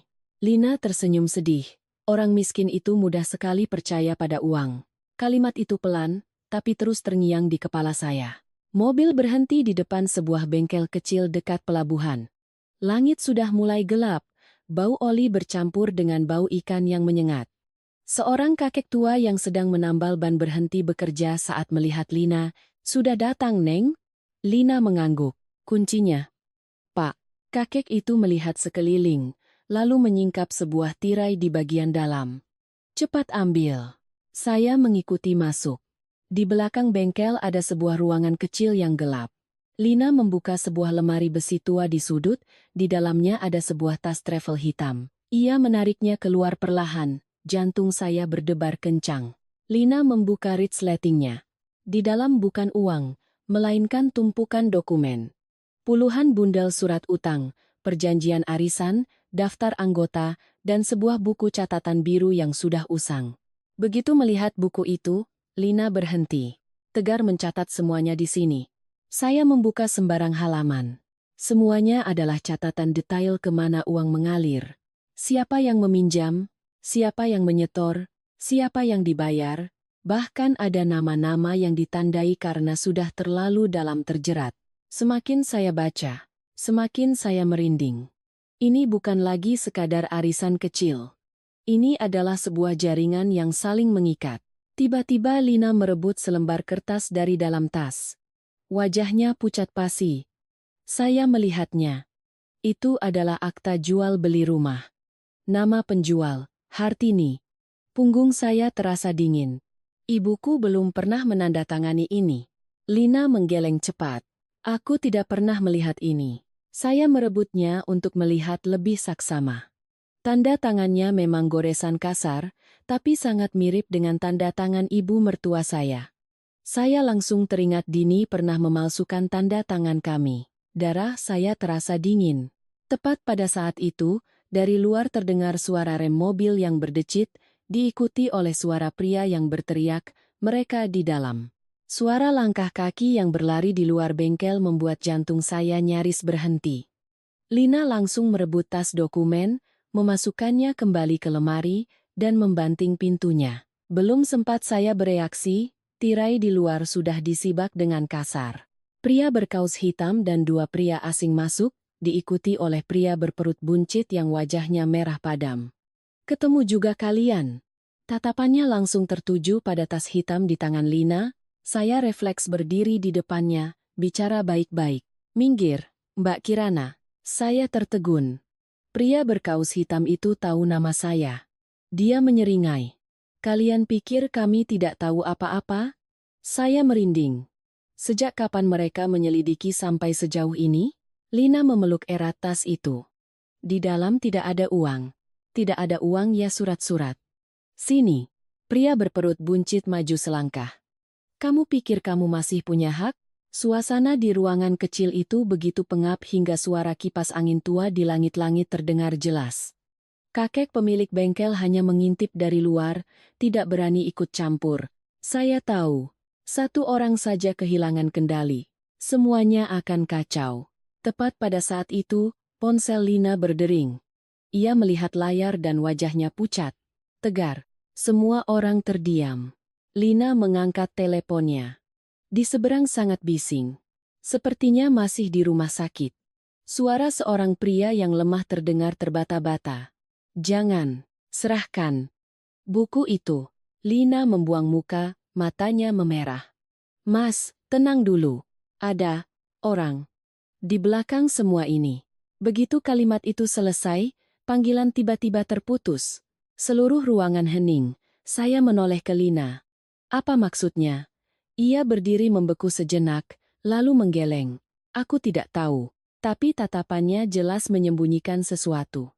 Pria berkaus hitam mengumpat. Akting lagi. Ia menerjang dan merebut tas dari tangan Lina. Keduanya saling tarik hingga isinya tumpah ke lantai semen. Saya membungkuk untuk membantu, lalu berhenti. Selembar fotokopi KTP jatuh tepat di depan kaki saya. Bukan KTP Dini, melainkan KTP Bayu, suami saya. Di bawahnya, ada tanda tangan palsu untuk pengajuan pinjaman. Jantung saya terasa dingin. Saya memungut beberapa lembar lagi.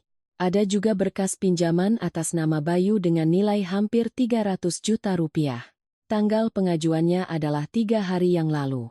Darah saya seolah berhenti mengalir. Lina. Wanita itu menoleh. Ini apa? Lina melihat tumpukan kertas itu, lalu memejamkan mata. Dini yang membuatnya. Saya berdiri membeku selama beberapa detik. Meskipun sudah menduganya, mendengar konfirmasi langsung rasanya seperti dipukul keras di dada. Pria berperut buncit yang mendengar itu langsung menoleh ke saya. Adik iparmu hebat juga ya? Saya tidak bisa menjawab. Di benak saya hanya terbayang wajah Bayu yang setiap hari berangkat sebelum subuh dan pulang larut malam, tangannya kapalan karena bekerja. Pria yang seumur hidupnya tidak pernah membeli sepatu seharga lebih dari 500.000 rupiah, kini tiba-tiba menanggung utang dari langit tanpa ia ketahui. Saya meremas tumpukan kertas itu hingga kusut. Lina menatap saya. Suaranya merendah. Dini saat itu sudah tidak bisa berpikir jernih. Tidak jernih sampai menyeret kakaknya sendiri? Ia diam. Saya belum pernah semarah ini. Marah sampai rasanya ingin kembali ke rumah sakit dan bertanya langsung pada Dini, apa ia masih menganggap kami keluarga. Tapi di tengah kemarahan itu, saya teringat wajahnya yang meringkuk di koridor dengan strip obat tidur di tangannya. Orang yang sudah terjerumus begitu dalam terkadang tidak lagi tahu mana batasannya.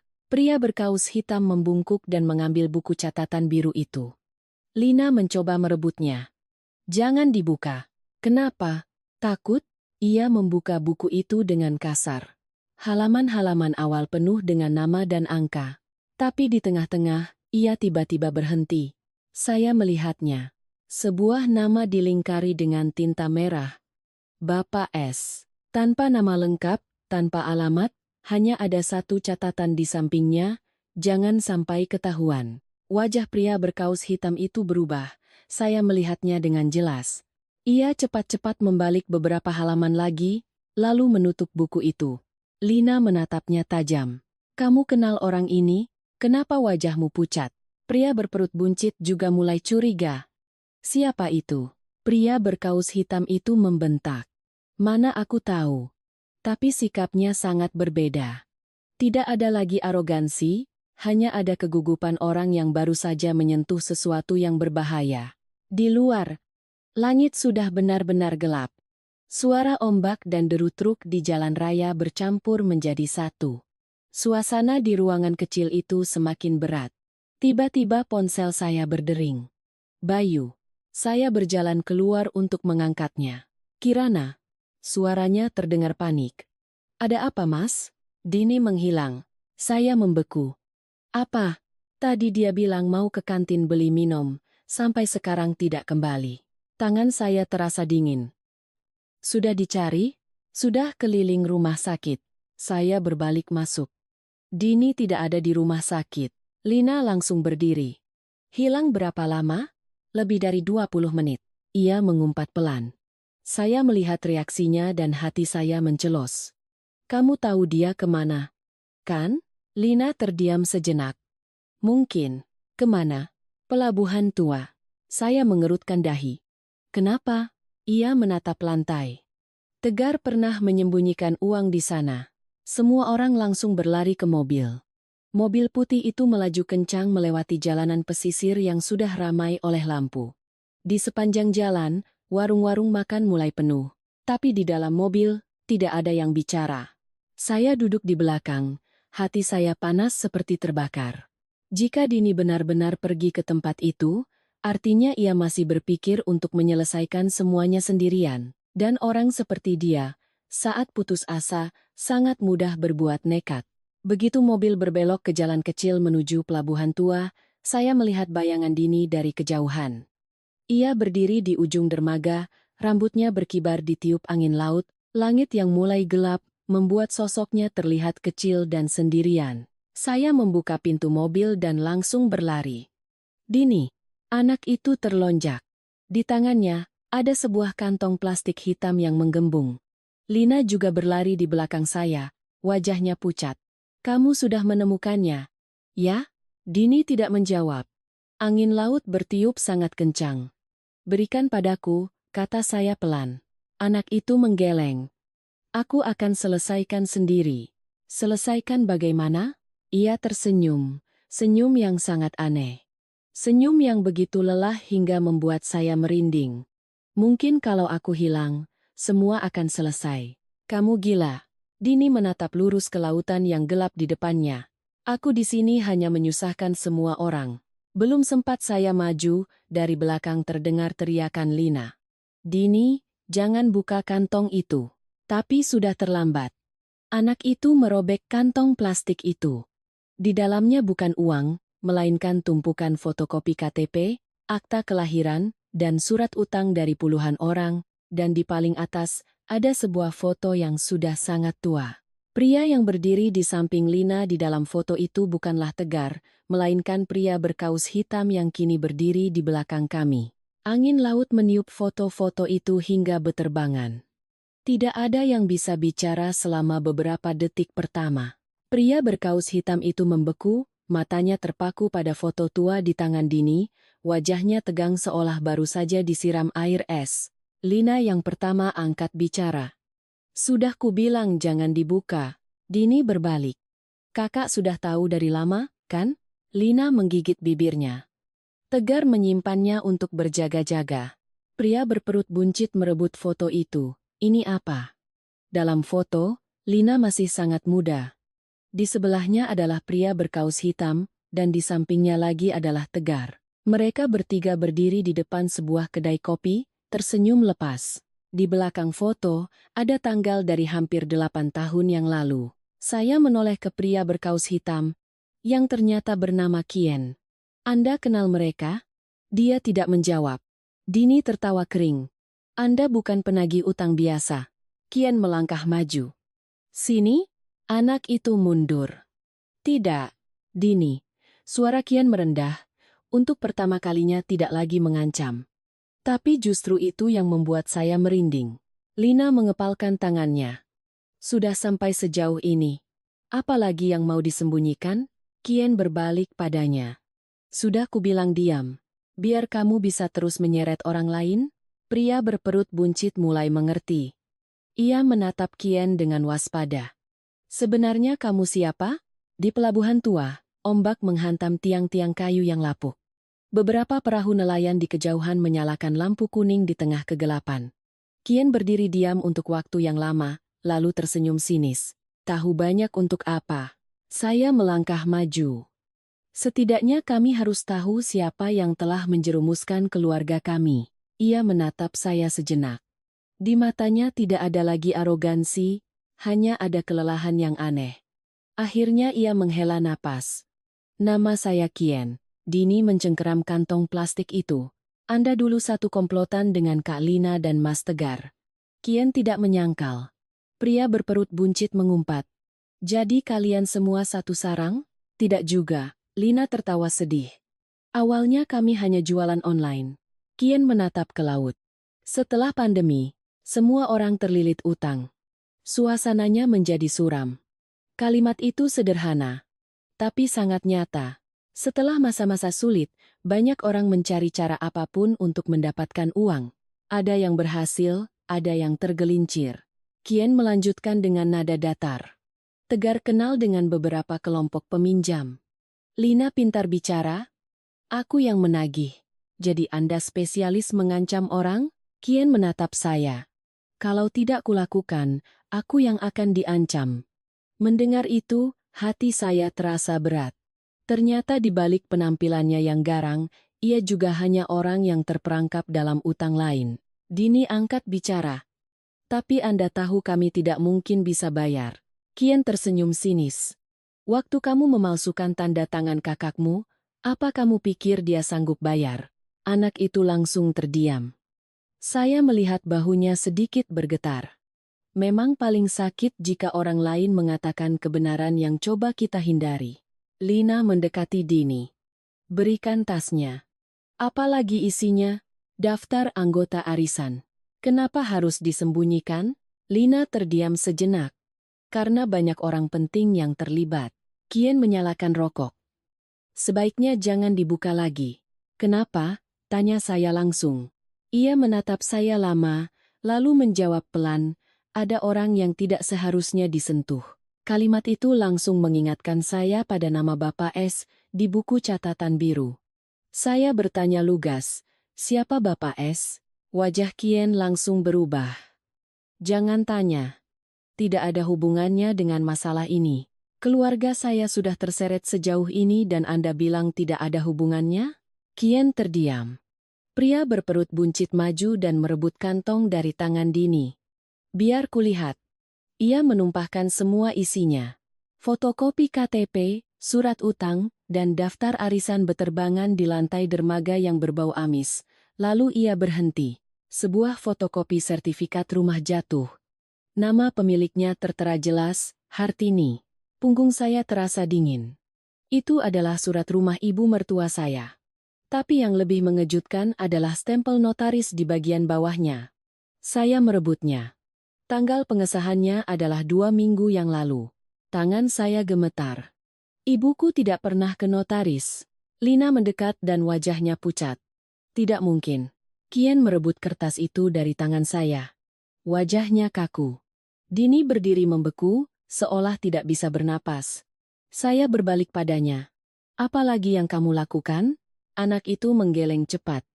Aku tidak pernah membawa ibu ke notaris. Lalu ini apa? Dini menangis. Aku tidak tahu. Kien mengumpat pelan. Lina menatapnya tajam. Kamu tahu, kan? Dia tidak menjawab. Hanya mengepalkan kertas itu hingga kusut. Saya mendekatinya. Kien. Ia memejamkan mata, lalu membukanya perlahan. Ada yang memalsukan berkasnya.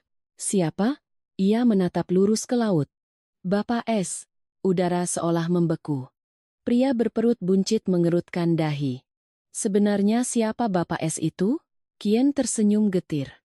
Orang yang meminjami kami semua uang. Mendengar itu saya merinding. Ternyata di balik semua ini, ada pemain yang lebih besar. Lina terduduk lemas di lantai. Sudah kubilang jangan sentuh surat rumah itu. Kien membentak. Aku mana tahu dia akan memalsukannya. Kamu yang memberikan berkasnya. Keduanya mulai bertengkar hebat. Sementara saya berdiri membeku dengan tumpukan kertas di tangan. Jika berkas ini benar-benar digunakan untuk mengambil alih rumah, masalahnya sudah jauh lebih besar dari sekadar utang biasa. Dini tiba-tiba berjongkok dan memunguti kertas-kertas yang berserakan sambil menangis. Ini semua salahku. Saya menatapnya. Pikiran saya kacau. Saya masih sangat marah, tapi melihatnya meringkuk di dermaga memunguti bukti-bukti kesalahannya sendiri, saya justru merasa lebih kasihan. Banyak orang berpikir orang serakah itu jahat. Kenyataannya, ada orang yang hanya terlalu takut miskin, takut sampai kehilangan arah. Ponsel Kian berdering saat itu. Ia melihat layar dan wajahnya pucat. Bapak S. Lina langsung berdiri. Jangan diangkat. Tapi Kian sudah menjawabnya. Ia tidak menyalakan pengeras suara, tapi saya bisa melihat wajahnya semakin tegang. Sesaat kemudian, ia hanya berkata, sudah terlambat. Panggilan terputus. Angin laut bertiup kencang. Saya bertanya cepat, dia bilang apa? Kian tidak langsung menjawab. Ia menatap Dini, lalu menatap tumpukan surat rumah di tangan saya. Sesaat kemudian, suaranya serak. Rumah ibumu, besok pagi akan ada orang yang datang untuk mengukurnya. Angin laut terasa menusuk tulang. Saya berdiri membeku di dermaga tua. Tangan saya meremas tumpukan surat rumah hingga kusut. Di kepala saya hanya terngiang kalimat Kian. Besok pagi akan ada orang yang datang untuk mengukurnya. Dini yang terduduk di lantai, seolah kehabisan tenaga. Ia menatap Kian, bibirnya bergetar. Tidak mungkin secepat itu. Kian tersenyum sinis. Kamu pikir mereka main-main? Lina mendekat dan mencengkeram lengan Kian. Kamu tahu mereka akan memalsukan dokumennya dari awal, kan? Aku pikir hanya untuk menggertak. Menggertak sampai ada stempel notaris? Kian membuang muka. Suasana begitu pekat oleh bau laut dan oli dari perahu-perahu nelayan. Dari kejauhan, terdengar suara para nelayan berteriak menarik jala. Saya segera menelepon Bayu. Di seberang, ia mengangkatnya dengan cepat. Kirana, aku mau bicara. Saya mencoba tenang, tapi tangan saya masih gemetar. Ada yang memalsukan surat rumah ibu. Di seberang hening sejenak, lalu terdengar suara benturan. Apa? Lengkap dengan stempel notaris. Saya bisa mendengar suara kursi jatuh di kamar rumah sakit. Ibu sedang tidur, bicara pelan-pelan. Jelaskan, ada orang di balik semua ini. Mereka menggunakan berkas palsu untuk memaksa jual beli. Bayu terengah-engah. Lalu sekarang bagaimana? Saya menoleh ke Kian. Ia bersandar di pagar dermaga, wajahnya tertunduk dalam kegelapan. Kita harus pulang malam ini juga. Setelah menutup telepon, saya melihat Dini sedang panik mengobrak-abrik tumpukan kertas di lantai. Kamu cari apa? Surat perjanjian yang asli, katanya sambil gemetar. Kalau ketemu nomor berkasnya, mungkin bisa membuktikan pemalsuannya. Lina ikut berjongkok membantu. Pria berperut buncit. Setelah ragu sejenak, ikut membantu juga. Hanya Kian yang masih diam. Saya menatapnya. Masih ada yang kamu sembunyikan? Kian terdiam lama, lalu ia mengeluarkan sebatang rokok dari sakunya tapi tidak menyalakannya. Aku pernah membawa Bapak S ke rumahmu. Punggung saya terasa dingin. Kapan? Waktu ibumu dirawat di rumah sakit. Saya langsung teringat. Hari itu ibu mertua saya dirawat selama 3 hari. Saya dan Bayu bergantian menjaganya. Sementara Dini bilang ada kenalan yang bisa membantu mengurus pinjaman dengan bunga rendah. Waktu itu saya masih berpikir ia mulai peduli. Kian melanjutkan. Dia melihat-lihat rumah, lalu bertanya siapa nama pemiliknya. Lina berbalik. Kamu gila. Aku mana tahu dia akan senekat ini. Tapi kamu yang membawanya ke sana. Kian mengepalkan tangannya hingga rokok di dalamnya patah. Aku juga punya utang padanya. Tidak ada lagi yang bicara. Saya mulai mengerti satu hal yang menakutkan. Dalam lingkaran setan ini, tidak ada lagi yang benar-benar bersih. Korban hari ini bisa jadi adalah pelaku di hari kemarin. Penagih utang hari ini bisa jadi adalah orang yang sedang dikejar-kejar utang lain. Seperti rantai yang saling mengikat, Dini tiba-tiba menangis keras. Aku benar-benar sudah menghancurkan ibu. Ia menutupi wajahnya dan terduduk di lantai dermaga yang dingin. Saya menatapnya dengan hati yang remuk. Sejak pagi, ia sudah banyak menangis. Tapi baru kali ini saya melihatnya benar-benar hancur. Bukan lagi panik karena utang, melainkan ketakutan kehilangan keluarga. Lina meletakkan tangannya di bahu Dini. Menangis saja dulu. Setelah itu berdiri. Anak itu menggeleng. Aku tidak punya muka lagi untuk pulang. Tidak pulang lalu membiarkan ibumu kehilangan rumah? Kalimat itu membuat Dini berhenti menangis. Saya membungkuk memungut beberapa kertas lagi, lalu saya melihat sebuah amplop kecil yang basah di sudutnya. Di luarnya hanya tertulis satu baris. Berikan pada polisi jika terjadi sesuatu padaku. Jantung saya berdebar kencang. Lina. Wanita itu menoleh. Saya menunjukkan amplop itu. Wajah Lina pucat. Ini milik Tegar. Pria berperut buncit langsung mendekat. Lina ragu sejenak, lalu merobek amplop itu. Di dalamnya ada sebuah USB dan selembar kertas tulisan tangan yang kasar, tulisan Tegar, bisik Lina. Aku tahu hari ini akan datang. Bapak S. I bukan hanya mengambil uang arisan. Dia spesialis mencari keluarga dengan orang tua sebagai pemilik rumah, lalu menggunakan surat utang untuk memaksa jual beli. Jika terjadi sesuatu padaku, serahkan ini pada polisi. Angin laut meniup kertas di tangan Lina hingga bergetar. Punggung saya terasa dingin. Ibu Nita yang membacanya bergumam, "Ya Tuhan." Kien berdiri membeku. Wajahnya pucat pasi. Mungkin ia sendiri tidak tahu masalahnya sudah sejauh ini. Saya menatap USB di tangan Lina. Isinya apa? Mungkin. Daftar. Daftar apa? Lina menelan ludah. Rumah-rumah yang sudah berhasil ia ambil. Tidak ada lagi yang bisa berkata apa-apa. Saya tiba-tiba mengerti kenapa Tegar loncat dari gedung. Mungkin ia ingin kabur, atau mungkin ingin menghentikan sesuatu sebelum terlambat, tapi pada akhirnya ia tetap tidak bisa lepas. Ponsel Kien berdering lagi. Ia menatap layar lama sekali sebelum mengangkatnya. Ia tidak menyalakan pengeras suara, tapi saya bisa melihat wajahnya berubah. Sesaat kemudian, ia hanya berkata, "Sudah ketemu," lalu mematikan telepon. Lina mendekat. "Bapak S?" Kien mengangguk. "Mereka sedang mencari USB ini. Tahu kita yang pegang." Kien menatap saya. "Sejak Anda menelepon suami Anda." Jantung saya mencelos. "Mereka menyadap telepon?" "Bapak S. Sudah lama di bisnis properti. Koneksinya sangat luas." Kepala saya mulai pusing. Ini bukan lagi sekadar arisan bodong. Ini adalah jebakan besar yang menargetkan keluarga-keluarga lemah, dan keluarga saya hanyalah salah satunya.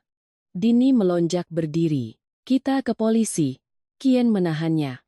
"Pergi sekarang belum tentu aman. Lalu kita diam di sini menunggu rumah disita?" Lina menatap Kien. "Kamu punya cara lain?" Kien terdiam sejenak, lalu menjawab pelan. "Ada satu orang yang mungkin bisa membantu." "Siapa?" "Agung. Sopir pribadi Bapak S dulu." Lina mengerutkan dahi.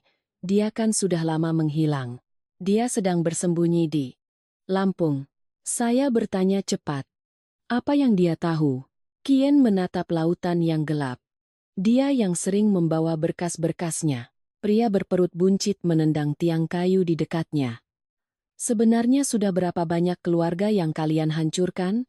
Tidak ada yang menjawab, karena mungkin mereka sendiri tidak tahu. Saya melihat jam di ponsel, hampir pukul 10 malam. Jika besok pagi benar-benar ada orang yang datang mengukur tanah, kami hampir tidak punya waktu lagi. Saya menoleh ke Dini. Anak itu memeluk erat tas dokumen, matanya bengkak. Tapi berbeda dari tadi sore, tatapannya kini lebih tegar. Seperti orang yang akhirnya sadar ia tidak bisa lari lagi. Dini menarik napas dalam-dalam, lalu menatap saya. "Mbak, kalau besok ada apa-apa, jangan ceritakan semuanya pada ibu." Saya mengerutkan dahi. "Kamu mau apa?" Anak itu belum sempat menjawab, dari ujung jalan menuju dermaga terdengar suara rem mobil berdecit. 3 mobil hitam berhenti, memblokir jalan keluar. Pintu mobil terbuka serentak, seorang pria tua mengenakan kemeja putih turun lebih dulu. Rambutnya disisir rapi, penampilannya elegan seperti seorang pengusaha. Tapi begitu melihatnya, wajah Kien pucat pasi. Ia mundur selangkah. "Bapak S." Malam itu, saya tidak lagi ingat bagaimana kami meninggalkan dermaga. Saya hanya ingat dengan jelas wajah Bapak S di bawah cahaya lampu kuning. Ia sama sekali tidak terlihat seperti preman. Ia berbicara dengan pelan, sopan, dan tenang. Justru itulah yang membuat saya lebih merinding. Ia melihat sekeliling, matanya berhenti pada USB di tangan Lina. Berikan. Tidak ada yang bergerak. Angin laut meniup ke mejanya. Orang-orangnya berdiri diam di belakang. Kian refleks melangkah maju. Pak, biarkan mereka pergi. Bapak S tersenyum sinis. Sampai sekarang kamu masih mau jadi pahlawan? Kian menunduk. Untuk pertama kalinya saya melihatnya menunjukkan penyesalan. Lina menggenggam erat USB itu. Kalau Bapak memaksa, saya akan serahkan ini ke polisi. Bapak S menatapnya sejenak, lalu menghela napas. Kamu pikir polisi belum tahu apa-apa? Kalimat itu membuat semua orang terdiam. Ia berjalan ke tepi dermaga. Saya sudah berbisnis puluhan tahun, tidak pernah ingin menyudutkan siapapun. Tapi orang yang butuh uang akan selalu ingin pinjam lagi. Waktu tanda tangan, semua orang yakin bisa bayar. Pria berperut buncit menyela. Bapak menipu kami. Bapak S menoleh. Apa saya pernah menodongkan pisau ke leher kalian? Suasana hening. Menjengkelkan. Tapi sulit dibantah sepenuhnya. Banyak orang di lingkaran setan ini memang masuk karena keserakahan dan ketakutan mereka sendiri. Tapi ia belum selesai. Ia menatap berkas rumah ibu mertua saya. Kesalahan saya adalah membiarkan anak buah saya bertindak keterlaluan. Kian tersenyum getir. Enak sekali Bapak menyalahkan kami. Bapak S terdiam, lalu tiba-tiba menelepon seseorang di depan kami semua. Hentikan proses untuk rumah di Bekasi. Saya membeku. Ia menutup telepon, lalu menoleh ke saya. Rumah ibumu tidak akan ada yang datang mengukur. Saya menatapnya. Tidak berani percaya. Apa mau Anda? USP itu. Lina memeluknya lebih erat. Saya tidak percaya pada Anda. Bapak S mengangguk perlahan. Wajar. Lalu ia menatap Kian. Dan kamu. Mulai besok jangan pernah muncul lagi di hadapanku. Kian diam. Mungkin ia sadar. Semuanya sudah berakhir. Akhirnya, Lina yang melangkah maju. Ia meletakkan USB itu di atas pagar kayu. Di dalamnya ada daftar semua berkas yang dipalsukan. Bapak S menatapnya. Kalau kamu serahkan ini, banyak orang yang tidak akan tenang. Lina tersenyum sedih. Memangnya sejak kapan ada yang hidup tenang? Selesai berkata, ia menoleh ke saya. Kirana.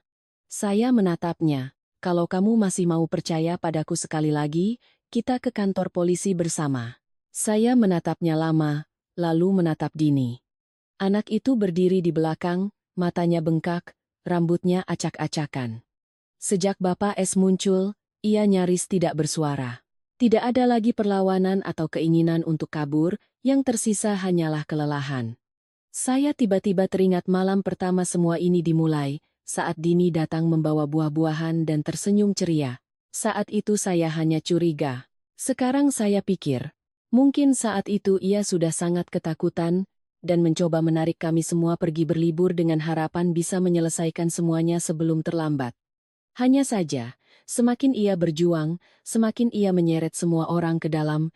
Malam itu, kami tiba di kantor polisi hampir tengah malam.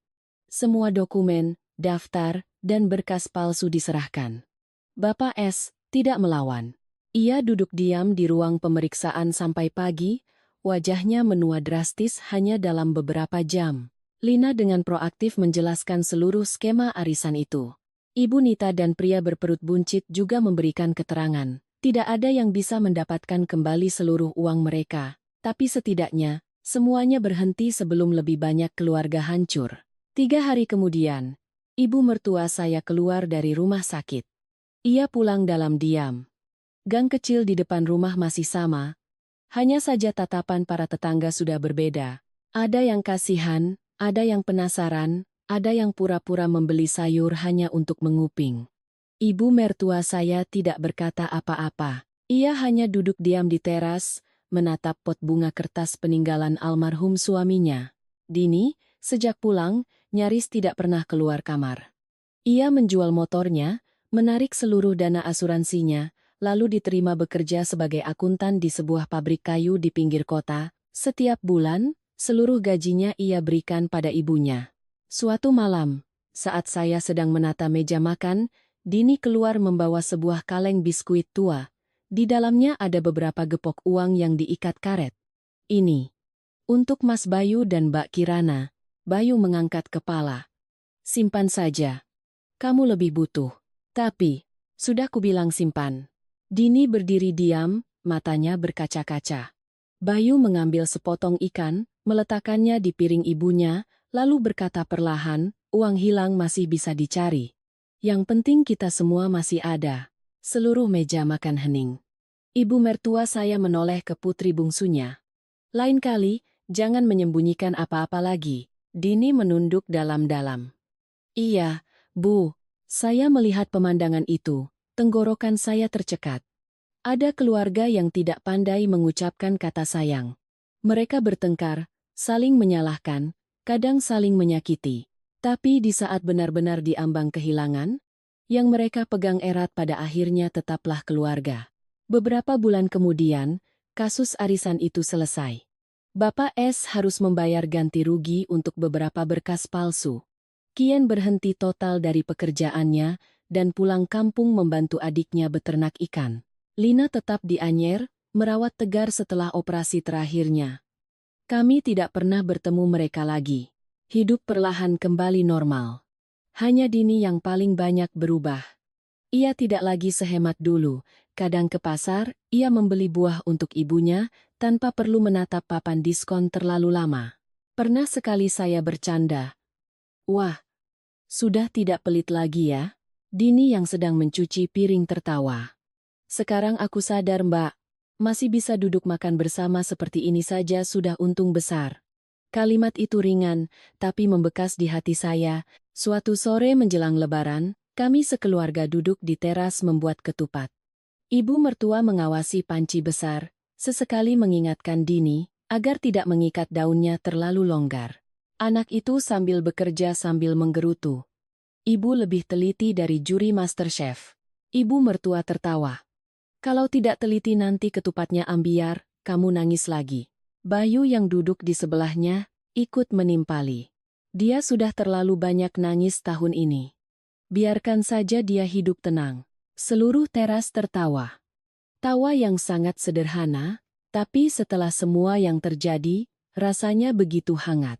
Saya menatap panci yang mengepulkan uap, menatap ibu mertua yang sibuk meniup api, menatap Dini yang masih kesulitan mengikat ketupat tapi tetap tersenyum. Tiba-tiba, semuanya terasa jauh lebih ringan.